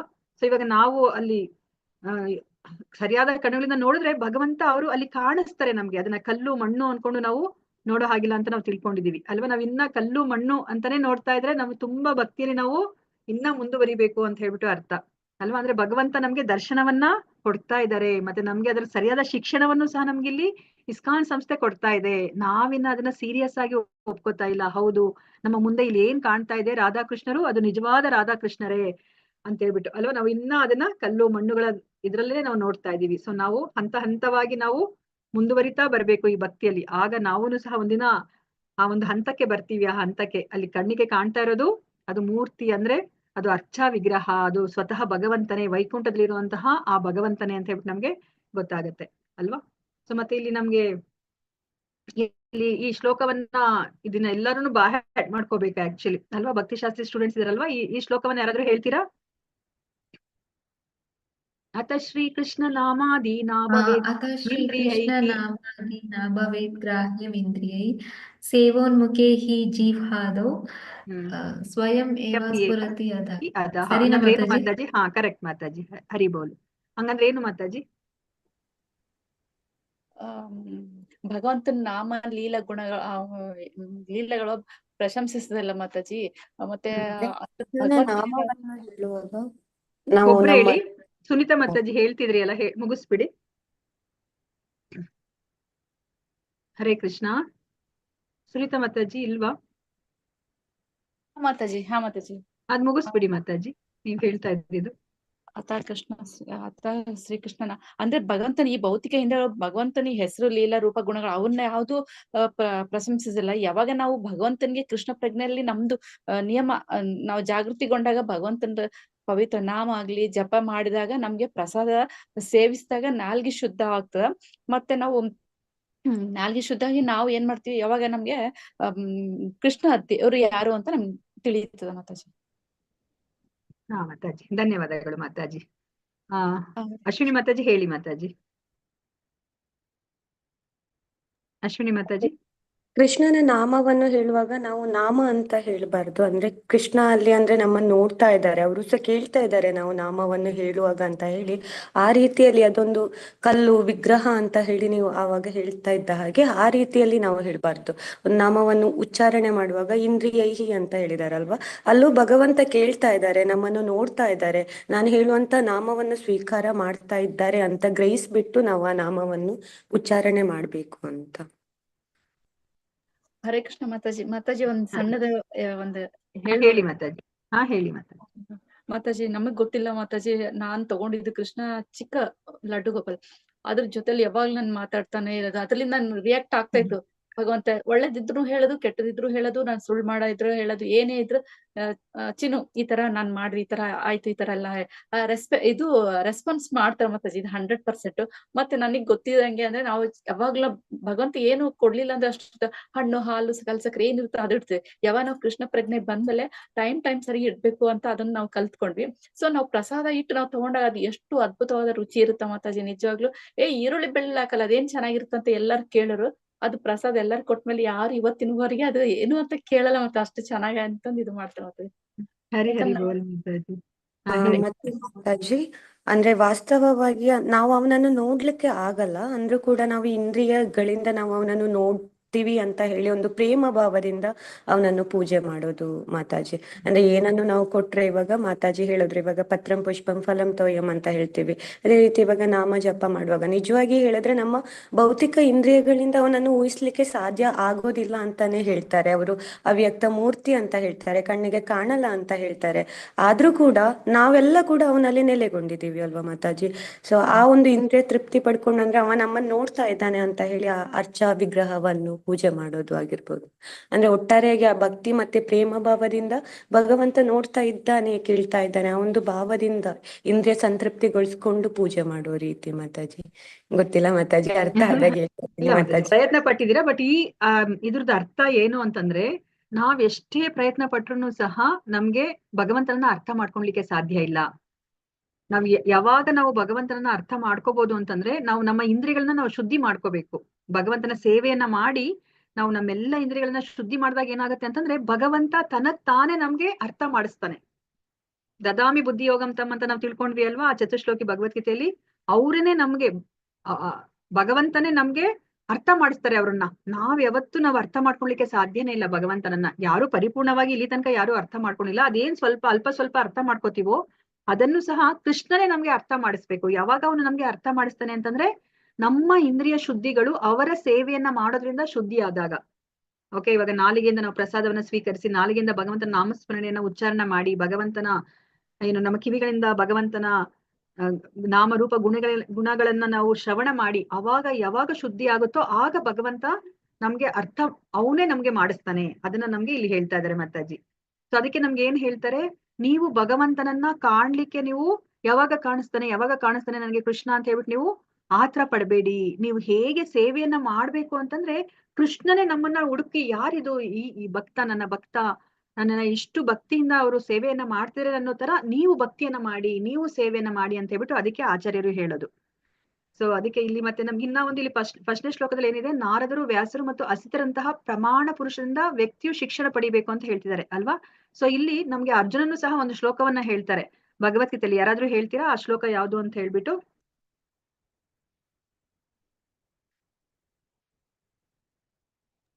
ಶರಣಾಗತ ಶ್ಲೋಕನ ಮಾತಾಜಿ? ಇಲ್ಲ ಮಾತಾಜಿ, ಅದು 10ನೇ ಇದ್ರಲ್ಲೇ ಬರುತ್ತೆ, 10ನೇ ಚಾಪ್ಟರ್ ಅಲ್ಲಿ ಬರುತ್ತೆ. ಆ ಚತುಶ್ಲೋಕಿ ಭಗವದ್ಗೀತಾ ಆದ್ಮೇಲೆ ಬರುತ್ತೆ. ಪರಬ್ರಹ್ಮ ಪರಂಧಾಮ ಪವಿತ್ರಂ ಪರಮಂ ಭವಾನ್ ಪುರುಷಂ ಶಾಶ್ವತಂ ದಿವ್ಯಂ ಆದಿದೇವಂ ಅಜಂ ವಿಭುಂ. ಅದಾದ್ಮೇಲೆ ಏನ್ ಹೇಳ್ತಾರೆ, ಆಯುಸ್ತ್ವ ಮೃಷಯ ಸರ್ವೇ ದೇವರ್ಷಿರ್ ನಾರದಸ್ತತ ಅಸಿತೋ ದೇವಲೋ ವ್ಯಾಸಃ ಸ್ವಯಂ ಚೈವ ಬ್ರವಿಷಿಮೆ ಅಂತ ಹೇಳ್ತಾರೆ ಅಲ್ವಾ. ಸೊ ಇವಾಗ ದೇವೋತ್ತಮ ಪರಮಪುರುಷ ಅಂತ ಹೇಳ್ಬಿಟ್ಟು ಕೃಷ್ಣನನ್ನ ಅರ್ಜುನ ಸುಮ್ನೆ ಒಪ್ಕೋತಾ ಇಲ್ಲ. ನನ್ನ ಫ್ರೆಂಡು, ಅದಕ್ಕೋಸ್ಕರ ಇವ್ರನ್ನ ದೇವೋತ್ತಮ ಪರಮಪುರುಷ ಅಂತ ಹೇಳ್ಬಿಟ್ಟು ಒಪ್ಕೊಳ್ಳೋಣಂತೆ ಅಂತ ಹೇಳ್ಬಿಟ್ಟು ಅರ್ಜುನ ಕೃಷ್ಣನ ಸಂತೋಷಕ್ಕೆ ಒಪ್ಕೋತಾ ಇಲ್ಲ. ಅವರಲ್ಲಿ ಇದು ಶಾಸ್ತ್ರಗಳ ಪ್ರಮಾಣೀಕೃತಿಯನ್ನ ಕೊಡ್ತಾ ಇದಾರೆ, ಸಾಧು ಸಂತರ ಪ್ರಮಾಣೀಕೃತವನ್ನ ಅವ್ರು ಕೊಡ್ತಾ ಇದ್ದಾರೆ. ಅಂದ್ರೆ ನೀನ್ ಏನ್ ಹೇಳ್ತಾ ಇದೆಯೋ ಅದನ್ನ ನಾನು ಸುಮ್ನೆ ಸ್ನೇಹದಿಂದ ನಾನು ಒಪ್ಕೋತಾ ಇಲ್ಲ, ಸ್ನೇಹ ಭಾವದಿಂದ. ಇದನ್ನ ಯಾರೆಲ್ಲ ಹೇಳಿದ್ದಾರೆ, ಅಸಿತ, ದೇವಲ, ವ್ಯಾಸಃ ಅಂತಹ ಋಷಿ ಮುನಿಗಳು ಸಹ ನಿನ್ನ ದೇವೋತ್ತಮ ಪರಮ ಪುರುಷ ಅಂತ ಒಪ್ಕೊಂಡಿದ್ದಾರೆ. ಅದಕ್ಕೆ ನೀನು ಸಹ ಈಗ ಅದನ್ನೇ ಹೇಳ್ತಾ ಇದೀಯಾ, ಅದಕ್ಕೆ ನಾನು ನಿನ್ನನ್ನ ಈಗ ಒಪ್ಕೋತಾ ಇದ್ದೀನಿ ದೇವೋತ್ತಮ ಪರಮ ಪುರುಷ ನೀನು ಅಂತ ಹೇಳ್ಬಿಟ್ಟು ಅವ್ರು ಹೇಳ್ತಾರೆ. ಆ ತರ ಅವ್ರು ಸ್ತುತಿಯನ್ನ ಮಾಡ್ತಾರೆ ಆ ಚತುಶ್ಲೋಕಿ ಭಗವದ್ಗೀತೆಯನ್ನ ಹೇಳಿದ್ಮೇಲೆ. ಸೊ ಅದಕ್ಕೋಸ್ಕರ ನಾವ್ ಇಲ್ಲಿ ಏನನ್ನ ಅರ್ಥ ಮಾಡ್ಕೋಬೇಕು, ಸೊ ಸರಿಯಾದ ದೃಷ್ಟಿ ಪಾಟಲವಿಲ್ಲದ ನಮ್ಮ ಕಣ್ಣುಗಳಿಂದ ಹಾಗೂ ಇತರ ಇಂದ್ರಿಯಗಳಿಂದ ನಾವು ದೇವೋತ್ತಮ ಪರಮಪುರುಷನನ್ನ ನಾವು ಗ್ರಹಿಸಲಾರವು ಅಲ್ವಾ. ನಾವ್ ಇವಾಗ ಯಾವ್ದಾದ್ರು ಒಂದು ಕಪ್ಪು ಕನ್ನಡಕ ಹಾಕೊಂಡ್ರೆ ಇಡೀ ಜಗತ್ತೇ ಕಪ್ಪಾಗಿ ಕಾಣುತ್ತೆ ಅಲ್ವಾ. ಆ ಕಪ್ಪು ಕನ್ನಡಕವನ್ನ ತೆಗಿಬೇಕು, ತೆಗ್ದಾಗ ಅಷ್ಟೇನೆ ನಮ್ಗೆ ಆ ವಾಸ್ತವ ಏನಿದೆ ಅನ್ನೋದು ನಮ್ಗೆ ಅರ್ಥ ಆಗತ್ತೆ. ಆದರೆ ಪ್ರಮಾಣ ಪುರುಷರ ಉಪದೇಶಗಳಂತೆ ಇಂದ್ರಿಯಗಳನ್ನು ಭಗವಂತನ ಸೇವೆಯಲ್ಲಿ ತೊಡಗಿಸಿದಾಗ ಪರಮ ಪ್ರಭುವನ್ನ ಕಾಣುವುದು ಸಾಧ್ಯವಾಗುತ್ತದೆ ಅಲ್ವಾ. ಇವಾಗ ಯಾವಾಗ ಸಾಧ್ಯ ಆಯ್ತು, ಈಗ ಚಿತ್ರಕೇತು ಮಹಾರಾಜನಿಗೆ ಇದು ಸಂಕರ್ಷಣ ದರ್ಶನ ಯಾವಾಗ ಆಗ್ಲಿಕ್ಕೆ ಸಾಧ್ಯ ಆಯ್ತು, ಆ ಸಾಧು ಸಂತರ ಅಂದ್ರೆ ನಾರದ ಮುನಿಗಳ ಆ ಶಿಕ್ಷಣವನ್ನ ಅವರು ಪರಿಪಾಲನೆ ಮಾಡಿದಾಗ, ಕಟ್ಟುನಿಟ್ಟಾಗಿ ಪರಿಪಾಲನೆ ಮಾಡಿದಾಗ ಅಷ್ಟೇನೆ. ಮತ್ತೆ ಆ ಹೇಗ್ ಪರಿಪಾಲನೆ ಮಾಡಿದ್ರು ತಮ್ಮೆಲ್ಲ ಇಂದ್ರಿಯಗಳನ್ನ ಆ ಭಗವಂತನ ಸೇವೆಯಲ್ಲಿ ಅವರು ತೊಡಗಿಸಿದಾಗ ಅಷ್ಟೇನೆ ಅವ್ರಿಗೆ ಆ ಸಂಕರ್ಷಣನ ದರ್ಶನ ಆಗತ್ತೆ. ಸೊ ದೇವೋತ್ತಮ ಪರಮಪುರುಷನನ್ನ ಕಂಡೊಡನೆ ವ್ಯಕ್ತಿಯ ಮನಸ್ಸಿನ ಆಳದ ಎಲ್ಲ ಪಾಪಕರವಾದ ಪ್ರತಿಕ್ರಿಯೆಗಳು ನಾಶವಾಗುತ್ತೆ. ನೋಡಿ, ನಮ್ಗೆ ಅವಾಗ ಆ ಪಾಪಕರವಾದಂತಹ ಒಂದು ಮನಸ್ಥಿತಿ ಅಂದ್ರೆ ಏನು, ನಾನು ಒಡೆಯ, ನಾನೇ ಎಲ್ಲವನ್ನ ಅನುಭವಿಸ್ಬೇಕು ಅನ್ನೋ ಒಂದು ಅಭೋಗ ಪ್ರವೃತ್ತಿ ಇದೆ. ಮತ್ತೆ ಎಲ್ಲವೂ ನಾನೇ, ನನ್ನಿಂದನೇ ಬಂದಿರೋದು, ಎಲ್ಲದಕ್ಕೂ ನಾನೇ ಕಾರಣ ಅನ್ನೋ ಆ ಒಂದು ಪಾಪಪೂರ್ಣವಾದ ಇಚ್ಛೆ ನಮ್ಮಲ್ಲಿ ಏನಿದೆ ಅದೆಲ್ಲವೂ ಸಹ ಹೊರಟೋಗುತ್ತೆ. ಅವಾಗ ಪರಿಶುದ್ಧ ಮನಸ್ಥಿತಿ ಬರುತ್ತೆ. ಆಗ ಆ ದೇವೋತ್ತಮ ಪರಮಪುರುಷನ ಆ ಒಂದು ಅಸ್ತಿತ್ವವನ್ನ, ಅವರ ಆ ಸರ್ವೋಚ್ಚ ಸ್ಥಾನವನ್ನ, ಸಕಲ ಕಾರಣಗಳಿಗೆ ಅವರೇ ಕಾರಣ ಅಂತ ಹೇಳ್ಬಿಟ್ಟು ನಾವು ಅರ್ಥ ಮಾಡ್ಕೋತೀವಿ. ಅದನ್ನ ನಮ್ಗೆ ಇಲ್ಲಿ ಪ್ರಭುಪಾದರು ತುಂಬಾ ಸುಂದರವಾಗಿ ಅರ್ಥ ಮಾಡಿಸ್ತಿದ್ದಾರೆ. ಸೊ 46ನೇ ಶ್ಲೋಕವನ್ನ ನೋಡೋಣಂತೆ. ವಿದಿತಮನಂತ ಸಮಸ್ತಂ ತವ ಜಗದಾತ್ಮನೋ ಜನೈರಿಹಾಚರಿತಂ ವಿಜ್ಞಾಪ್ಯಂ ಪರಮಗುರೋಃ ಹಿಯದಿವಾ ಸವಿತುರಿವಾ ಖದ್ಯೋತೈಃ. ವಿದಿತಮನಂತ ಸಮಸ್ತಂ ತವ ಜಗದಾತ್ಮನೋ ಜನೈರಿಹಾಚರಿತಂ ವಿಜ್ಞಾಪ್ಯಂ ಪರಮಗುರೋಃ ಕಿಯದಿವಾ ಸವಿತುರಿವ ಖದ್ಯೋತೈಃ. ವಿದಿತಮನಂತ ಸಮಸ್ತಂ ತವ ಜಗದಾತ್ಮನೋ ಜನೈರಿಹಾಚರಿತಂ ವಿಜ್ಞಾಪ್ಯಂ ಪರಮಗುರೋಃ ಕಿಯದಿವಾ ಸವಿತುರಿವ ಖದ್ಯೋತೈಃ. ಹರೇ ಕೃಷ್ಣ. ಯಾರಾದ್ರೂ ಇದು ವರ್ಡ್ ಟು ವರ್ಡ್ ಮೀನಿಂಗು ಮತ್ತೆ ಅನುವಾದವನ್ನ ಓದಿ. ಹರೇ ಕೃಷ್ಣ. ಹರೇ ಕೃಷ್ಣ ಮಾತಾಜಿ. ವಿದಿತಂ ಚೆನ್ನಾಗಿ ತಿಳಿಯಲಾಗಿದೆ, ಅನಂತ ಏ ಅಪರಿಮಿತನೇ, ಸಮಸ್ತಂ ಎಲ್ಲವನ್ನೂ ತವ ನಿನ್ನ ಜಗತ್ ಆತ್ಮನಃ ಸಮಸ್ತ ಜೀವಿಗಳಿಗೂ ಪರಮಾತ್ಮನಾದ ಜನಸಮೂಹದಿಂದ ಇಹ ಇಲ್ಲಿ ಆಚರಿತಂ ಆಚರಣೆ ಮಾಡುತ್ತಿದ್ದು ವಿಜ್ಞಾಪ್ಯಂ ವಿನಂತಿಸಿಕೊಳ್ಳಬೇಕಾದುದು ಪರಮ ಗುರು ಪರಮ ಒಡೆಯನಾದ ದೇವೋತ್ತಮ ಪರಮ ಪುರುಷನಿಗೆ ಕಿಯತಿವ ಎಷ್ಟು ತಾನೇ ಸವಿತುವು ಸೂರ್ಯನಿಗೆ ಇವ ಕದ್ಯೋಥೈ ಮಿಣುಕು ಹುಳುಗಳಿಂದ ಹೇಗೋ ಹಾಗೆ. ಅನುವಾದ ಶಿಲಪ್ರಪಾದರಿಗೆ ಜಯವಾಗಲಿ. ಅಸೀಮನಾದ ದೇವೋತ್ತಮ ಪರಮ ಪುರುಷನೇ, ನೀನು ಪರಮಾತ್ಮನಾದುದರಿಂದ ಈ ಐಹಿಕ ಜಗತ್ತಿನಲ್ಲಿ ಜೀವಿಯು ಮಾಡುವ ಕ್ರಿಯೆಗಳೆಲ್ಲವೂ ನಿನಗೆ ಬಹು ಚೆನ್ನಾಗಿ ತಿಳಿದಿರುತ್ತದೆ. ಸೂರ್ಯ ಪ್ರಕಾಶವಿದ್ದಾಗ ಮಿಂಚು ಹುಳುವಿನ ಬೆಳಕು ತೋರಬಲ್ಲದ್ದು ಏನೂ ಇಲ್ಲ. ಅದೇ ರೀತಿ ನೀನು ಎಲ್ಲವನ್ನೂ ಬಲ್ಲೆಯಾದ್ದರಿಂದ ನಾನು ನಿನ್ನ ಸಮ್ಮುಖದಲ್ಲಿ ಅರಹುವಂತಹದೇನೂ ಇಲ್ಲ. ಹರೇ ಕೃಷ್ಣ. ಗೀತಾ ಮಾತಾಜಿ ಏನ್ ಹೇಳ್ತಿದ್ದಾರೆ ಹೇಳಿ ಮತ್ತೆ. ಗೊತ್ತಾ, ಹೇಳಕ್ ಬರಲ್ಲ ಮಾತಾಜಿ ಇದ್ಯಾಕೋ. ಮಾತಾಜಿ ಇಲ್ಲಿ ಏನ್ ಹೇಳ್ತಾ ಇದಾರೆ ಅಂತಂದ್ರೆ, ಪರಮಾತ್ಮ ನಮ್ಮ ಹೃದಯದಲ್ಲೇ ಇದ್ದಾರೆ ಅಲ್ವಾ. ನಾವ್ ಏನೇ ಒಂದು ಚಿಕ್ಕತನ ಮಾತಾಜಿ ಅಸೀಮನಾದ ಅಂದ್ರೆ ಅವ್ರನ್ನ ನಾವು ಅರ್ಥ ಮಾಡ್ಕೊಳ್ಳಿಕ್ಕೆ ಸಾಧ್ಯನೇ ಅಲ್ಲ. ನಮ್ಮ ಸೀಮೆಗೆ ಅವರು ನಿಲುಕದಲ್ಲೇ ಇರುವಂತವ್ರು ಅಸೀಮ ಅಲ್ವಾ. ಅವ್ರಿಗೆ ಇಲ್ಲಿ ಹೇಳ್ತಾ ಇದಾರೆ, ನೀನು ಪರಮಾತ್ಮನಾದ್ರಿಂದ ಇವಾಗ ಅವ್ರಿಗೆ ಎಲ್ಲಾನು ಗೊತ್ತಾಗತ್ತೆ ಅಲ್ವಾ. ನಾವ್ ಇವಾಗ ಕ್ಷೇತ್ರಜ್ಞ ತಿಳ್ಕೊಂಡ್ವಿ ಅಲ್ವಾ. ಕ್ಷೇತ್ರ ಅಂದ್ರೆ ದೇಹ, ಕ್ಷೇತ್ರಜ್ಞ ಅಂದ್ರೆ ಯಾರು ಈ ದೇಹವನ್ನ ಬಲ್ಲವರು ಅವರು ಕ್ಷೇತ್ರಜ್ಞ. ನಮ್ಮ ದೇಹದಲ್ಲಿ ಇಬ್ರು ಕ್ಷೇತ್ರಜ್ಞರಿದ್ದಾರೆ, ನಾವು ಮತ್ತೆ ಪರಮಾತ್ಮ, ಆತ್ಮ ಮತ್ತೆ ಪರಮಾತ್ಮ. ಪರಮಾತ್ಮನಿಗೆ ನನ್ನ ದೇಹದಲ್ಲಿ ಒಂದೇ ಅಲ್ಲ, ಎಲ್ಲರ ದೇಹದಲ್ಲಿ ಏನ್ ನಡೀತಾ ಇದೆ ಅಂತ ಹೇಳ್ಬಿಟ್ಟು ಗೊತ್ತು ಅಲ್ವಾ. ಅದನ್ನ ಇಲ್ಲಿ ಹೇಳ್ತಾ ಇದಾರೆ ಪ್ರಭುಪಾದ್ರು. ಪರಮಾತ್ಮನಿಗೆ ಅಂದ್ರೆ ಚಿತ್ರಕೇತು ಮಹಾರಾಜ ಹೇಳ್ತಾ ಇದ್ದಾನೆ, ನಿನ್ಗೆ ಎಲ್ಲರ ಬಗ್ಗೆನೂ ಗೊತ್ತಿದೆ ಅಲ್ವಾ. ನನ್ ಮನ್ಸಲ್ಲಿ ನಾನು ಏನೇ ಒಂದು ಅನ್ಕೊಂಡ್ರು, ಇವಾಗ ನಿಮ್ಗೆ ನಾನ್ ನನ್ ಮನ್ಸಲ್ಲಿ ಏನ್ ಅನ್ಕೋತಾ ಇದೀನಿ ನಿಮ್ಗೆ ಗೊತ್ತಾಗ್ತಾ ಇಲ್ಲ ಅಲ್ವಾ. ಆದ್ರೆ ಪರಮಾತ್ಮನಿಗೆ ಗೊತ್ತಾಗ್ತಾ ಇದೆ ಅಲ್ವಾ. ಸೊ ಪ್ರತಿಯೊಬ್ಬರ ಹೃದಯದಲ್ಲಿ ಏನಾಗ್ತಿದೆ ಅಂತ ಹೇಳ್ಬಿಟ್ಟು ಪರಮಾತ್ಮನಿಗೆ ಗೊತ್ತಾಗ್ತಾ ಇದೆ. ಅದಕ್ಕೋಸ್ಕರ ನಾನ್ ನಿನ್ಗೆ ಹೇಳೋದು ಏನೂ ಬೇಕಾಗಿಲ್ಲ. ಸೊ ನಿನ್ನ ಸಮ್ಮುಖದಲ್ಲಿ ಅರುಹುವಂತದ್ದು ಏನೂ ಇಲ್ಲ, ನೀನ್ ಎಲ್ಲವನ್ನ ಬಲ್ಲೆ ನೀನು ಅಂತ ಹೇಳ್ಬಿಟ್ಟು ಇಲ್ಲಿ ಅದಕ್ಕೆ ಹೋಲಿಕೆಯನ್ನ ಕೊಡ್ತಾ ಇದ್ದಾರೆ. ಇವಾಗ ಸೂರ್ಯಪ್ರಕಾಶ ಇದ್ದಾಗ ಮಿಂಚು ಹುಳಿನ ಬೆಳಕೇನಾದ್ರೂ ಗೊತ್ತಾಗತ್ತಾ. ನಾವ್ ಇವಾಗ ಸೂರ್ಯನಿಗೆ ಟಾರ್ಚ್ ಏನಾದ್ರು ಇಟ್ಟಾಗ ಏನಾದ್ರೂ ಆ ಟಾರ್ಚ್ದು ಲೈಟ್ ಏನಾದ್ರೂ ಒಂದು ಉಪಯೋಗ ಅಂತ ಅನ್ಸುತ್ತಾ, ಏನಾದ್ರೂ ತುಂಬಾ ಗ್ರೇಟ್ ಅಂತ ಅನ್ಸುತ್ತಾ? ಇಲ್ಲ ಇಲ್ಲ. ಅದನ್ನೇ ಇಲ್ಲಿ ಹೋಲಿಕೆಯನ್ನ ಕೊಡ್ತಾ ಇದ್ದಾರೆ. ಸೂರ್ಯಪ್ರಕಾಶ ಇದ್ದಾಗ ಮಿಂಚು ಹುಳುವಿನ ಬೆಳಕು ತೋರಬಲ್ಲದ ಏನೂ ಇಲ್ಲ. ಆ ಮಿಂಚು ಹುಳುವಿನ ಬೆಳಕಿನಿಂದ ನಮ್ಗೆ ಏನನ್ನೂ ಒಂದು ಮಾಡ್ತೀವಿ ಅನ್ನೋ ತರ ನಾವ್ ಹೇಳ್ಕೊಂಡಂಗೆ ಇಲ್ಲ, ಯಾಕಂದ್ರೆ ಸೂರ್ಯನ ಪ್ರಕಾಶವೇ ಅಲ್ಲಿದೆ ಅಲ್ವಾ. ಭಗವಂತನಿಗೆ ಎಲ್ಲ ಗೊತ್ತು, ನಾನ್ ಹೇಳೋದ್ ಏನಿದೆ ಅನ್ನೋ ತರ ಇಲ್ಲಿ ಹೇಳ್ತಾ ಇದ್ದಾರೆ. ನಿನ್ನ ಸಮ್ಮುಖದಲ್ಲಿ ಅರುಹುವಂತದ್ದು ಏನೂ ಇಲ್ಲ ಅಂತ ಹೇಳ್ಬಿಟ್ಟು ಇಲ್ಲಿ ಚಿತ್ರಕೇತು ಮಹಾರಾಜ ಹೇಳ್ತಾ ಇದ್ದಾರೆ. ಸೊ ಶ್ಲೋಕ 47 ಹೋಗೋಣ. ನಮಸ್ತುಭ್ಯಂ ಭಗವತೆ ಸಕಲ ಜಗತ್ ಸ್ಥಿತಿ ಲಯೋದ ಏಷಾಯ ದುರವಸಿತಾತ್ಮಗತಯೇ ಹುಯೋಗಿನಾಂಭಿಧ ಪರಮಹಂಸಾಯ. ನಮಸ್ತುಭ್ಯಂ ಭಗವತೆ ಸಕಲ ಜಗತ್ ಸ್ಥಿತಿ ಲಯೋದಯೇಶಾಯ ದುರವಸಿತಾತ್ಮಗತಯೇ ಹುಯೋಗಿನಾಂಭಿಧ ಪರಮಹಂಸಾಯ. ನಮಸ್ತುಭ್ಯಂ ಭಗವತೆ ಸಕಲ ಜಗತ್ ಸ್ಥಿತಿ ಲಯೋದಯೇಶಾಯ ದುರವಸಿತಾತ್ಮಗತಯೇ ಕುಯೋಗಿನಾಂಭಿಧ ಪರಮಹಂಸಾಯ. ಹರೇ ಕೃಷ್ಣ. ಯಾರಾದ್ರೂ ವರ್ಡ್ ಟು ವರ್ಡ್ ಮೀನಿಂಗು ಮತ್ತೆ ಅನುವಾದ ಓದಿ. ಇನ್ನೊಂದು ಶ್ಲೋಕ ಇದೆ, ಮುಗಿಸ್ಬಿಡ್ತೀನಿ. ಇನ್ನೊಂದು 5 ನಿಮಿಷ ಸಮಯ ಕೊಡಿ ನನಗೆ. ಹರೇ ಕೃಷ್ಣ ಮಾತಾಜಿ. ಹರೇ ನಮಃ ಕೃಷ್ಣ. ನಮನಗಳು ತುಭ್ಯಂ ನಿನಗೆ ಭಗವತೆ ಭಗವಂತನಿಗೆ ಸಕಲ ಜಗತ್ ಸಕಲ ವಿಶ್ವಾಭಿವ್ಯಕ್ತಿ ಸ್ಥಿತಿ ಪೋಷಣೆ ಲಯ ಉದಯ ಸೃಷ್ಟಿಗಳು ಈಶಯ ಪರಮಪ್ರಭುವಿಗೆ ದುರವಸತಿ ಆತ್ಮಗತೆಯೇ ಹರಿಯಲು ಅವಶ್ಯ ಅಶಕ್ತವಾದ ತನ್ನ ಸ್ಥಿತಿಯುಳ್ಳ ಕುಯೋಗಿನಾಂ ಇಂದ್ರಿಯ ವಿಷಯಗಳಲ್ಲಿ ಆಸಕ್ತರಾದವರ ಭಿನ್ನವೆಂಬ ತಪ್ಪು ಗ್ರಹಿಕೆಗಳಿಂದ ಪರಮಹಂಸಾಯ ಪರಮಶುದ್ಧನಾದವನಿಗೆ. ಒಂದ್ ನಿಮಿಷ ಮಾತಾಜಿ ಮೇಲೆ ಅನುವಾದ ಶಿಲಾ ಪ್ರಭುಪಾದರಿಗೆ ಜಯವಾಗಲಿ. ನನ್ನ ಪ್ರಿಯ ಪ್ರಭುವೇ, ನೀನು ಈ ವಿಶ್ವಾಭಿವ್ಯಕ್ತಿಯ ಸೃಷ್ಟಿ ಸ್ಥಿತಿ ಲಯಗಳಿಗೆ ಕಾರಣ. ಅತಿ ಪ್ರಾಪಂಚಿಕರು ಮಾತಾಜಿ ಪ್ರಾಪಂಚಿಕರು ಸದಾ ಪ್ರತ್ಯೇಕತೆಯನ್ನು ಕಾಣುವವರು ಆದ ಜನರು ನಿನ್ನನ್ನು ಕಾಣಬಲ್ಲ ಕಣ್ಣುಗಳನ್ನು ಹೊಂದಿಲ್ಲ. ನಿನ್ನ ನೈಜ ಸ್ಥಾನವೇನೆಂಬುದು ಅವರಿಗೆ ಅರ್ಥವಾಗದು. ಹಾಗಾಗಿ ಈ ವಿಶ್ವಾಭಿವ್ಯಕ್ತಿಯು ನಿನ್ನ ವೈಭವದಿಂದ ಸ್ವತಂತ್ರವಾದುದರೆಂದು ಈ ಜನ ನಿರ್ಣಯಿಸುತ್ತಾರೆ. ಭಗವಂತನೇ, ನೀನು ಪರಮ ಪುನೀತನು, ಸಕಲ ಷಡೈಶ್ವರ್ಯ ಪರಿಪೂರ್ಣನು ಆದುದರಿಂದ ನಾನ್ ನಿನಗೆ ಗೌರವಪೂರ್ಣ ಪ್ರಣಾಮಗಳನ್ನು ಅರ್ಪಿಸುತ್ತೇನೆ. ಭಾವಾರ್ಥ. ಓದ್ಬಿಡಿ ಮತ್ತೆ. ಈ ವಿಶ್ವದ ಅಭಿವ್ಯಕ್ತಿಯು ಭಗವಂತನಲ್ಲದೆ ಭೌತಿಕ ಸಂಯೋಗದಿಂದ ಆಕಸ್ಮಿಕವಾಗಿ ಆಯಿತೆಂದು ನಾಸ್ತಿಕ ಜನರು ಭಾವಿಸುತ್ತಾರೆ. ತನ್ನನ್ನು ರಾಸಾಯನ ಶಾಸ್ತ್ರವೆಂಬರೆಂದು ಕರೆದುಕೊಳ್ಳುವ ಪ್ರಾಪಂಚಿಕರು ಹಾಗೂ ನಾಸ್ತಿಕರಾದ ದಾರ್ಶನಿಕರು ಜಗದಾಭಿವ್ಯಕ್ತಿಯ ಸಂಬಂಧದಲ್ಲಿ ದೇವರ ಹೆಸರನ್ನು ಪ್ರಸ್ತಾಪಿಸದೆ ತಪ್ಪಿಸುತ್ತಾರೆ. ಅತಿ ಪ್ರಾಪಂಚಿಕರಾದ ಅವರು ಭಗವಂತನ ಸೃಷ್ಟಿ ಕ್ರಮವನ್ನು ಅರ್ಥ ಮಾಡಿಕೊಳ್ಳಲು ಅಸಾಧ್ಯ. ದೇವೋತ್ತಮ ಪರಮ ಪುರುಷನು ಪರಮ ಹಂಸ ಎಂದರೆ ಪರಮ ಪುನೀತನು. ಆದರೆ ಪಾಪಿಷ್ಠರು ಇಂದ್ರಿಯ ಭೋಗಾಸಕ್ತಿಗಳಲ್ಲಿ ಲೋಲರು ಆದವರು ಕತ್ತೆಗಳಂತೆ ಲೌಕಿಕ ಚಟುವಟಿಕೆಗಳಲ್ಲಿ ತೊಡಗಿರುವ ನರಾಧಮರು. ನಾಸ್ತಿಕವಾದದ ದೆಸೆಯಿಂದ ಅವರು ಎಲ್ಲಾ ಕಥಾಕಥಿತವಾದ ವೈಜ್ಞಾನಿಕ ತಿಳಿವು ನಿರಾರ್ಥಕ ಹಾಗೂ ನಿಷ್ಪ್ರಯೋಜಕ. ಹಾಗಾಗಿ ಅವರು ದೇವೋತ್ತಮ ಪರಮ ಪುರುಷನನ್ನು ಅರ್ಥ ಮಾಡಿಕೊಳ್ಳಲಾರರು. ಹರೇ ಕೃಷ್ಣ ಮಾತಾಜಿ, ಧನ್ಯವಾದಗಳು ಅಲ್ವಾ. ಸೊ ಇಲ್ಲಿ ಏನ್ ಹೇಳ್ತಾ ಇದ್ರೆ, ನಮ್ಗೆ ಇವಾಗ ಏನ್ ಇಲ್ಲಿ ಸೃಷ್ಟಿ, ನಮ್ಗೆ ಈ ಪ್ರಕೃತಿನ ನಾವ್ ಏನ್ ನೋಡ್ತಾ ಇದೀವಿ, ಈ ಸೃಷ್ಟಿನ ನಾವ್ ನೋಡ್ತಾ ಇದೀವಿ.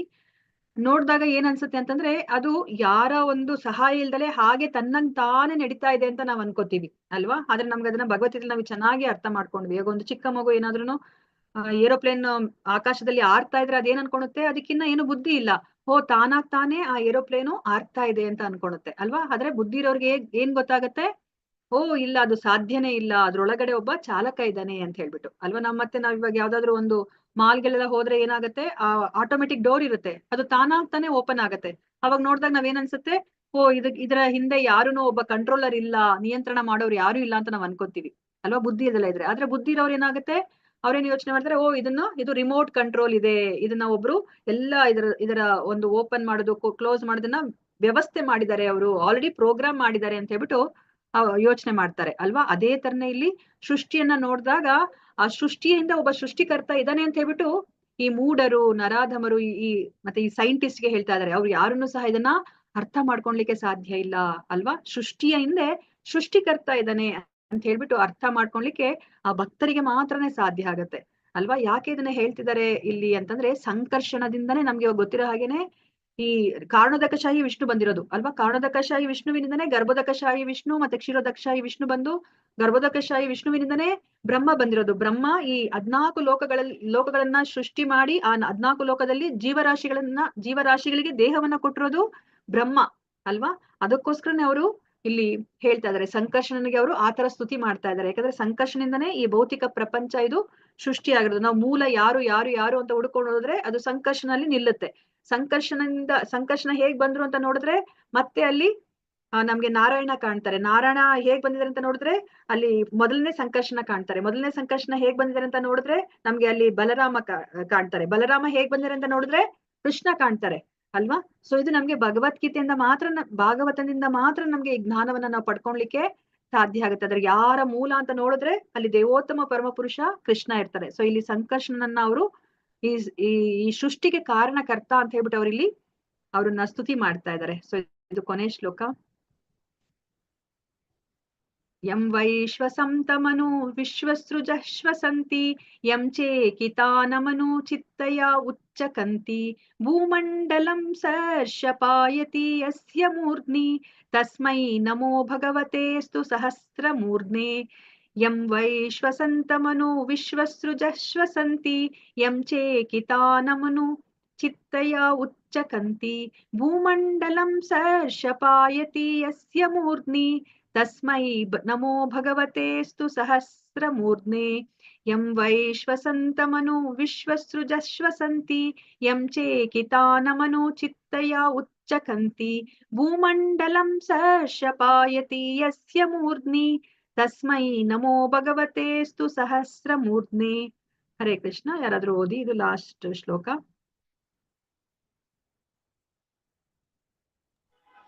ಯಾರಿಲ್ಲ ಅಂದ್ರೆ ನಾನು ಓದ್ತೀನಿ ಓದಿ ಗೀತಾ ಮಾತಾಜಿ, ಓದಿ ಮಾತಾಜಿ. ಎಂ ಯಾರನ್ನು, ವೈ ನಿಜವಾಗಿಯೂ, ಶ್ವಸಂತಂ ಕಾರ್ಯ ಪ್ರವೃತ್ತನಾದ, ಅನುಸರಿಸಿ, ವಿಶ್ವಸೃಜ ವಿಶ್ವಸೃಷ್ಟಿಯ ನಿಯಾಮಕರು, ಶ್ವಸಂತಿ ಕಾರ್ಯಪ್ರವೃತ್ತರಾಗುವರೋ, ಎಂ ಯಾವನನ್ನು, ಚೇಕಿತಾನಾಂ ಇಂದ್ರಿಯ ಗ್ರಾಹ್ಯನಾದ, ಅನುಸರಿಸಿ, ಚಿತ್ತಯ ಸಮಸ್ತ ಜ್ಞಾನೇಂದ್ರಿಯಗಳು, ಉಚ್ಚಕಂತಿ ಗ್ರಹಿಸುವವೋ, ಭೂಮಂಡಲವು ಸರ್ಷಪಾಯತಿ ಸಾಸುವೆಯಂತೆ ಆಗುವುದು, ಯಸ್ಯ ಯಾರ, ಮೂರ್ಧ್ನಿ ಶಿರಸ್ಸಿನ ಮೇಲೆ, ತಸ್ಮೈ ಅವನಿಗೆ ನಮಃ ನಮನಗಳು. ಭಗವತೆ ಷಡೈಶ್ವರ್ಯಗಳಿಂದ ಪೂರ್ಣನಾದ ದೇವೋತ್ತಮ ಪರಮಪುರುಷನಿಗೆ ಅಸ್ತು ಇರಲಿ. ಸಹಸ್ರಮೂರ್ಧೆ 1000 ತಲೆಗಳುಳ್ಳ. ಅನುವಾದ ಶೀಲಪ್ರಭುಪಾದರಿಂದ ಶೀಲಪ್ರಭುಪಾದರಿಗೆ ಜಯವಾಗಲಿ. ನನ್ನ ಪ್ರಿಯ ಪ್ರಭುವೇ, ನೀನು ಕ್ರಿಯಾಶೀಲನಾದ ಬಳಿಕ ಬ್ರಹ್ಮ, ಇಂದ್ರ ಮತ್ತಿತರ ಜಗದಭಿವ್ಯಕ್ತಿಯ ನಿರ್ದೇಶಕರು ತಮ್ಮ ನಿಯತ ಕಾರ್ಯಗಳಲ್ಲಿ ಪ್ರವೃತ್ತರಾಗುವರು. ನನ್ನ ದೇವರೇ, ಭೌತಿಕ ಶಕ್ತಿಯನ್ನು ನೀನು ಗ್ರಹಿಸಿದ ಬಳಿಕ ಇಂದ್ರಿಯಗಳು ಗ್ರಹಿಸಲು ಪ್ರಾರಂಭಿಸುವವು. ದೇವೋತ್ತಮ ಪರಮಪುರುಷನು ಎಲ್ಲಾ ಬ್ರಹ್ಮಾಂಡಗಳನ್ನು ಸಾಸುವೆ ಕಾಳುಗಳನ್ನು ಹೊತ್ತಂತೆ ತನ್ನ ಶಿರಗಳ ಮೇಲೆ ಹೊತ್ತಿರುವನು. ಪರಮಪುರುಷನು ಸಹಸ್ರ ಎಡೆಗಳನ್ನುಳ್ಳವನೂ ಆದ ನಿನಗೆ ನನ್ನ ಗೌರವಪೂರ್ವಕ ನಮಸ್ಕಾರಗಳನ್ನು ಸಮರ್ಪಿಸುತ್ತೇನೆ. ಹರೇ ಕೃಷ್ಣ ಮಾತಾಜಿ. ಗೀತಾ ಮಾತಾಜಿ ಧನ್ಯವಾದಗಳು ಮಾತಾಜಿ. ಸೊ ಇವಾಗ ಇಲ್ಲಿ ಏನ್ ಹೇಳ್ತಾ ಇದಾರೆ, ಸೊ ಭಗವಂತ ಇವಾಗ ಯಾವುದೇ ಒಂದು ಸೃಷ್ಟಿ ಆದಾಗ ಅವ್ರ ಅದ್ರೊಳಗಡೆ ಪ್ರವೇಶ ಮಾಡ್ಲಿಲ್ಲ ಅಂತಂದ್ರೆ ಅಲ್ಲಿ ಏನೂ ಕಾರ್ಯಗಳು ನಡೀಲಿಕ್ಕೆ ಸಾಧ್ಯ ಇಲ್ಲ ಅಲ್ವಾ. ನೋಡಿ, ಇವಾಗ ಬ್ರಹ್ಮಾಂಡಗಳೆಲ್ಲನೂ ಸಹ ಕಾರಣೋದಕಶಾಹಿ ವಿಷ್ಣುವಿನ ಶರೀರದಿಂದ ಹೊರಗಡೆ ಬಂದಾಗ ಅದ್ರೊಳಗಡೆ ಗರ್ಭೋದಕಶಾಹಿ ವಿಷ್ಣುವಾಗಿ ಅವರು ಒಳಗಡೆ ಹೋಗ್ಲಿಲ್ಲ ಅಂದ್ರೆ ಅಲ್ಲಿ ಯಾವುದೇ ಒಂದು ಸೃಷ್ಟಿ ಕಾರ್ಯ ನಡೆಯೋದಿಲ್ಲ. ಅದನ್ನೇ ಇಲ್ಲಿ ಹೇಳ್ತಾ ಇದ್ದಾರೆ. ಸೊ ಇವಾಗ ನೀನು ಕ್ರಿಯಾಶೀಲನಾಗ್ಬೇಕು, ಆಮೇಲೆ ಈ ಬ್ರಹ್ಮ, ಇಂದ್ರ ಅವರೆಲ್ಲರೂ ಸಹ ತಮ್ಮ ತಮ್ಮ ಕಾರ್ಯವನ್ನ ಅವ್ರು ಮಾಡ್ಲಿಕ್ಕೆ ಸಾಧ್ಯ ಆಗುತ್ತೆ. ಇವಾಗ ಬ್ರಹ್ಮ 2ನೇ ಸೃಷ್ಟಿಕರ್ತ, ಅವನು 2ನೇ ಸೃಷ್ಟಿ ಅದನ್ನ ಮಾಡ್ಬೇಕು ಅಂದ್ರೆ ನಮ್ಗೆಲ್ಲರಿಗೂ ಸಹ ದೇಹವನ್ನ ಕೊಡ್ಬೇಕು ಅಂತಂದ್ರೆ ಅಲ್ಲಿ ಕಾರಣೋದಕಶಾಹಿ ವಿಷ್ಣು ಏನ್ ಮಾಡ್ಬೇಕು, ಅವರು ತಮ್ಮ ಕಣ್ಣೋಟದಿಂದ ಅವರು ಬೀಜಗಳನ್ನ ಅವರು ಆ ಪ್ರಕೃತಿಯಲ್ಲಿ ಇಡ್ಬೇಕು ಅಲ್ವಾ. ಅವಾಗಷ್ಟೇನೆ ಆತ್ಮ ಎಲ್ಲನೂ ಸಹ ಆ ಒಂದು ಏನು ಆ ಪ್ರಕೃತಿಯಲ್ಲಿ ಇರ್ಲಿಕ್ಕೆ ಸಾಧ್ಯ ಆಗುತ್ತೆ. ಆವಾಗ ಬ್ರಹ್ಮ ನಮ್ಗೆಲ್ಲರಿಗೂ ಸಹ ನಮ್ಮ ಇಚ್ಛಾನುಸಾರ, ನಮ್ಮ ಕರ್ಮಾನುಸಾರ ನಮಗೆ ದೇಹಗಳನ್ನ ಕೊಡ್ಲಿಕ್ಕೆ ಅವರಿಗೆ ಸಾಧ್ಯ ಆಗತ್ತೆ. ಮತ್ತೆ ಇಂದ್ರ ಮತ್ತೆ ಎಲ್ಲ ದಿಕ್ಪಾಲಕರೆಲ್ಲರೂ ಸಹ ಅವರವರ ಕಾರ್ಯಗಳನ್ನ ಮಾಡ್ಲಿಕ್ಕೆ ಸಾಧ್ಯ ಆಗುತ್ತೆ. ಅದನ್ನ ಇಲ್ಲಿ ಹೇಳ್ತಾ ಇದ್ದಾರೆ.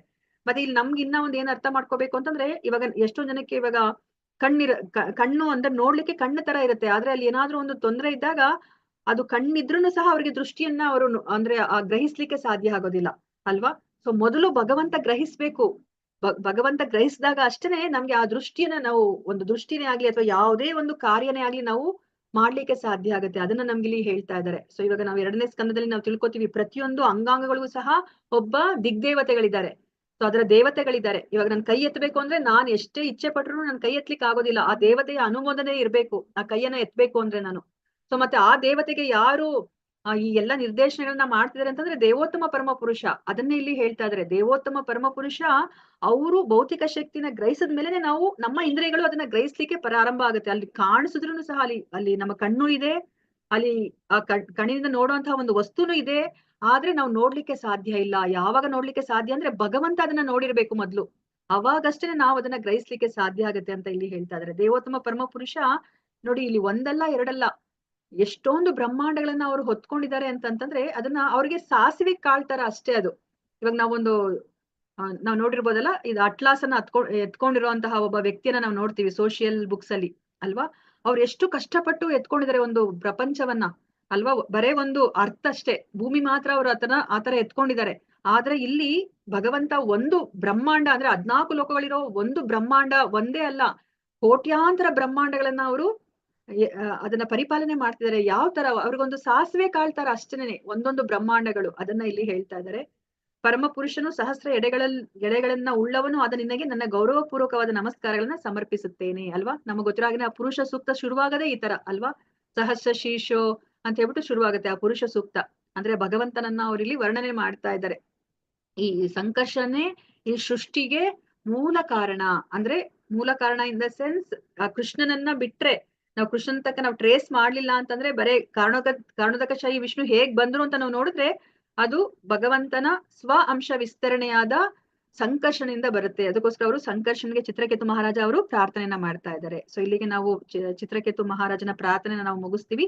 ಸೊ ಶುಕ ಮುನಿಗಳು ಮತ್ತೆ ಪರೀಕ್ಷಿತ ಮಹಾರಾಜನಿಗೆ ಹೇಳ್ತಾರೆ. ಇದಾದ್ಮೇಲೆ ಮತ್ತೆ ಸಂಕರ್ಷಣ ಮಾತಾಡ್ಲಿಕ್ಕೆ ಶುರು ಮಾಡ್ತಾರೆ. ಸಂಕರ್ಷಣ ಏನ್ ಹೇಳ್ತಾರೆ, ಮತ್ತೆ ಅವರು ತಮ್ಮ ಕುರಿತಾಗಿ ಅವ್ರಿಗೆ ಜ್ಞಾನವನ್ನ ಕೊಡ್ತಾರೆ ಚಿತ್ರಕೇತು ಮಹಾರಾಜನಿಗೆ. ಹೌದು, ನನ್ನ ಶಕ್ತಿ ಏನು ಅಂತ ಹೇಳ್ಬಿಟ್ಟು ಮತ್ತೆ ಅವರು ಹಲವಾರು ಶ್ಲೋಕಗಳಲ್ಲಿ ಅವರು ತಮ್ಮ ಶಕ್ತಿಯ ಕುರಿತಾಗಿ ಅವರಿಗೆ ವಿವರಣೆಯನ್ನ ಕೊಟ್ಬಿಟ್ಟು ಚಿತ್ರಕೇತು ಮಹಾರಾಜನಿಗೆ ಜ್ಞಾನವನ್ನ ಕೊಟ್ಬಿಟ್ಟು ಅವರು ಅಲ್ಲಿಂದ ಅದೃಶ್ಯರಾಗ್ತಾರೆ. ಅದನ್ನ ನಮ್ಗೆ ಶುಕ ಮುನಿಗಳು ಮುಂದಿನ ಶ್ಲೋಕಗಳಲ್ಲಿ ತಿಳಿಸ್ಕೊಡ್ತಾರೆ. ಸೊ ಇಲ್ಲಿಗೆ ಇವತ್ತಿನ ದಿನದಲ್ಲಿ ನಾನು ಚಿತ್ರಕೇತು ಮಹಾರಾಜನ ಶ್ಲೋಕಗಳನ್ನ ನಾನು ಮುಗಿಸ್ತಾ ಇದ್ದೀನಿ. ನಾಳೆ ಅಂದ್ರೆ ಮುಂದಿನ ವಾರದಿಂದ ನಾವು ತುಂಬಾ ಮುಖ್ಯವಾದ ಪ್ರಾರ್ಥನೆಗಳು, ಪ್ರಹ್ಲಾದ ಮಹಾರಾಜ ಮಾಡಿರುವಂತಹ ಪ್ರಾರ್ಥನೆಗಳನ್ನ ನಾವು ತಿಳ್ಕೊತಾ ಇದೀವಿ. ಅಂದ್ರೆ ಜಾಸ್ತಿ ಇದೆ ಆಕ್ಚುಲಿ ಪ್ರಾರ್ಥನೆಗಳನ್ನ, ಮತ್ತೆ ತುಂಬಾನೇ ನಮ್ಗೆ ಜ್ಞಾನವನ್ನ ನಮ್ಗೆ ಅದು ತಂದ್ಕೊಡುತ್ತೆ ಆ ಎಲ್ಲ ಪ್ರಾರ್ಥನೆಗಳು. ಸೊ ಅದನ್ನ ನಾವು ಮುಂದಿನ ವಾರದಿಂದ ನಾವು ತಿಳ್ಕೊಳ್ಳೋಣಂತೆ. ಶ್ರೀಲ ಪ್ರಭುಪಾದ್ ಕಿ ಜೈ, ಶ್ರೀಲ ಗುರುದೇವ್ ಕಿ ಜೈ, ಶ್ರೀಮದ್ ಭಾಗವತ ಗ್ರಂಥ ಮಹಾರಾಜ್ ಕಿ ಜೈ, ಚಿತ್ರಕೇತು ಮಹಾರಾಜ ಪ್ರಾರ್ಥನೆ ಕಿ ಜೈ. ವಾಂಛಾಕಲ್ಪತರುಭ್ಯಶ್ಚ ಕೃಪಾ ಸಿಂಧು ಬೇವಚ ಪತಿತಾನಾಂ ಪಾವನೇಭ್ಯೋ ವೈಷ್ಣವೇಭ್ಯೋ ನಮೋ ನಮಃ. ಹರೇ ಕೃಷ್ಣ ಕೃಷ್ಣ ಕೃಷ್ಣ ಹರೇ ಹರೇ, ಹರೇ ರಾಮ ರಾಮ ರಾಮ ಹರೇ ಹರೇ. ಹರೇ ಕೃಷ್ಣ. ಎಲ್ಲರಿಗೂ ಧನ್ಯವಾದಗಳು ಇಷ್ಟೊತ್ತು ನೀವು ಶ್ರದ್ಧೆಯಿಂದ ಕುತ್ಕೊಂಡು ಕೇಳಿರೋದಕ್ಕೆ. ಹರೇ ಕೃಷ್ಣ. ಹರೇ ಕೃಷ್ಣ ಮಾತಾಜಿ, ಹರೇ ಕೃಷ್ಣ. ಮಾತಾಜಿ ಹರೇ ಧನ್ಯವಾದ. ಕೃಷ್ಣ. ಹರೇ ಕೃಷ್ಣ ಹರೇ ಮಾತಾಜಿ, ಕೃಷ್ಣ. ಎಲ್ಲರಿಗೂ ಧನ್ಯವಾದಗಳು ಧನ್ಯವಾದಗಳು. ಮಾತಾಜಿ.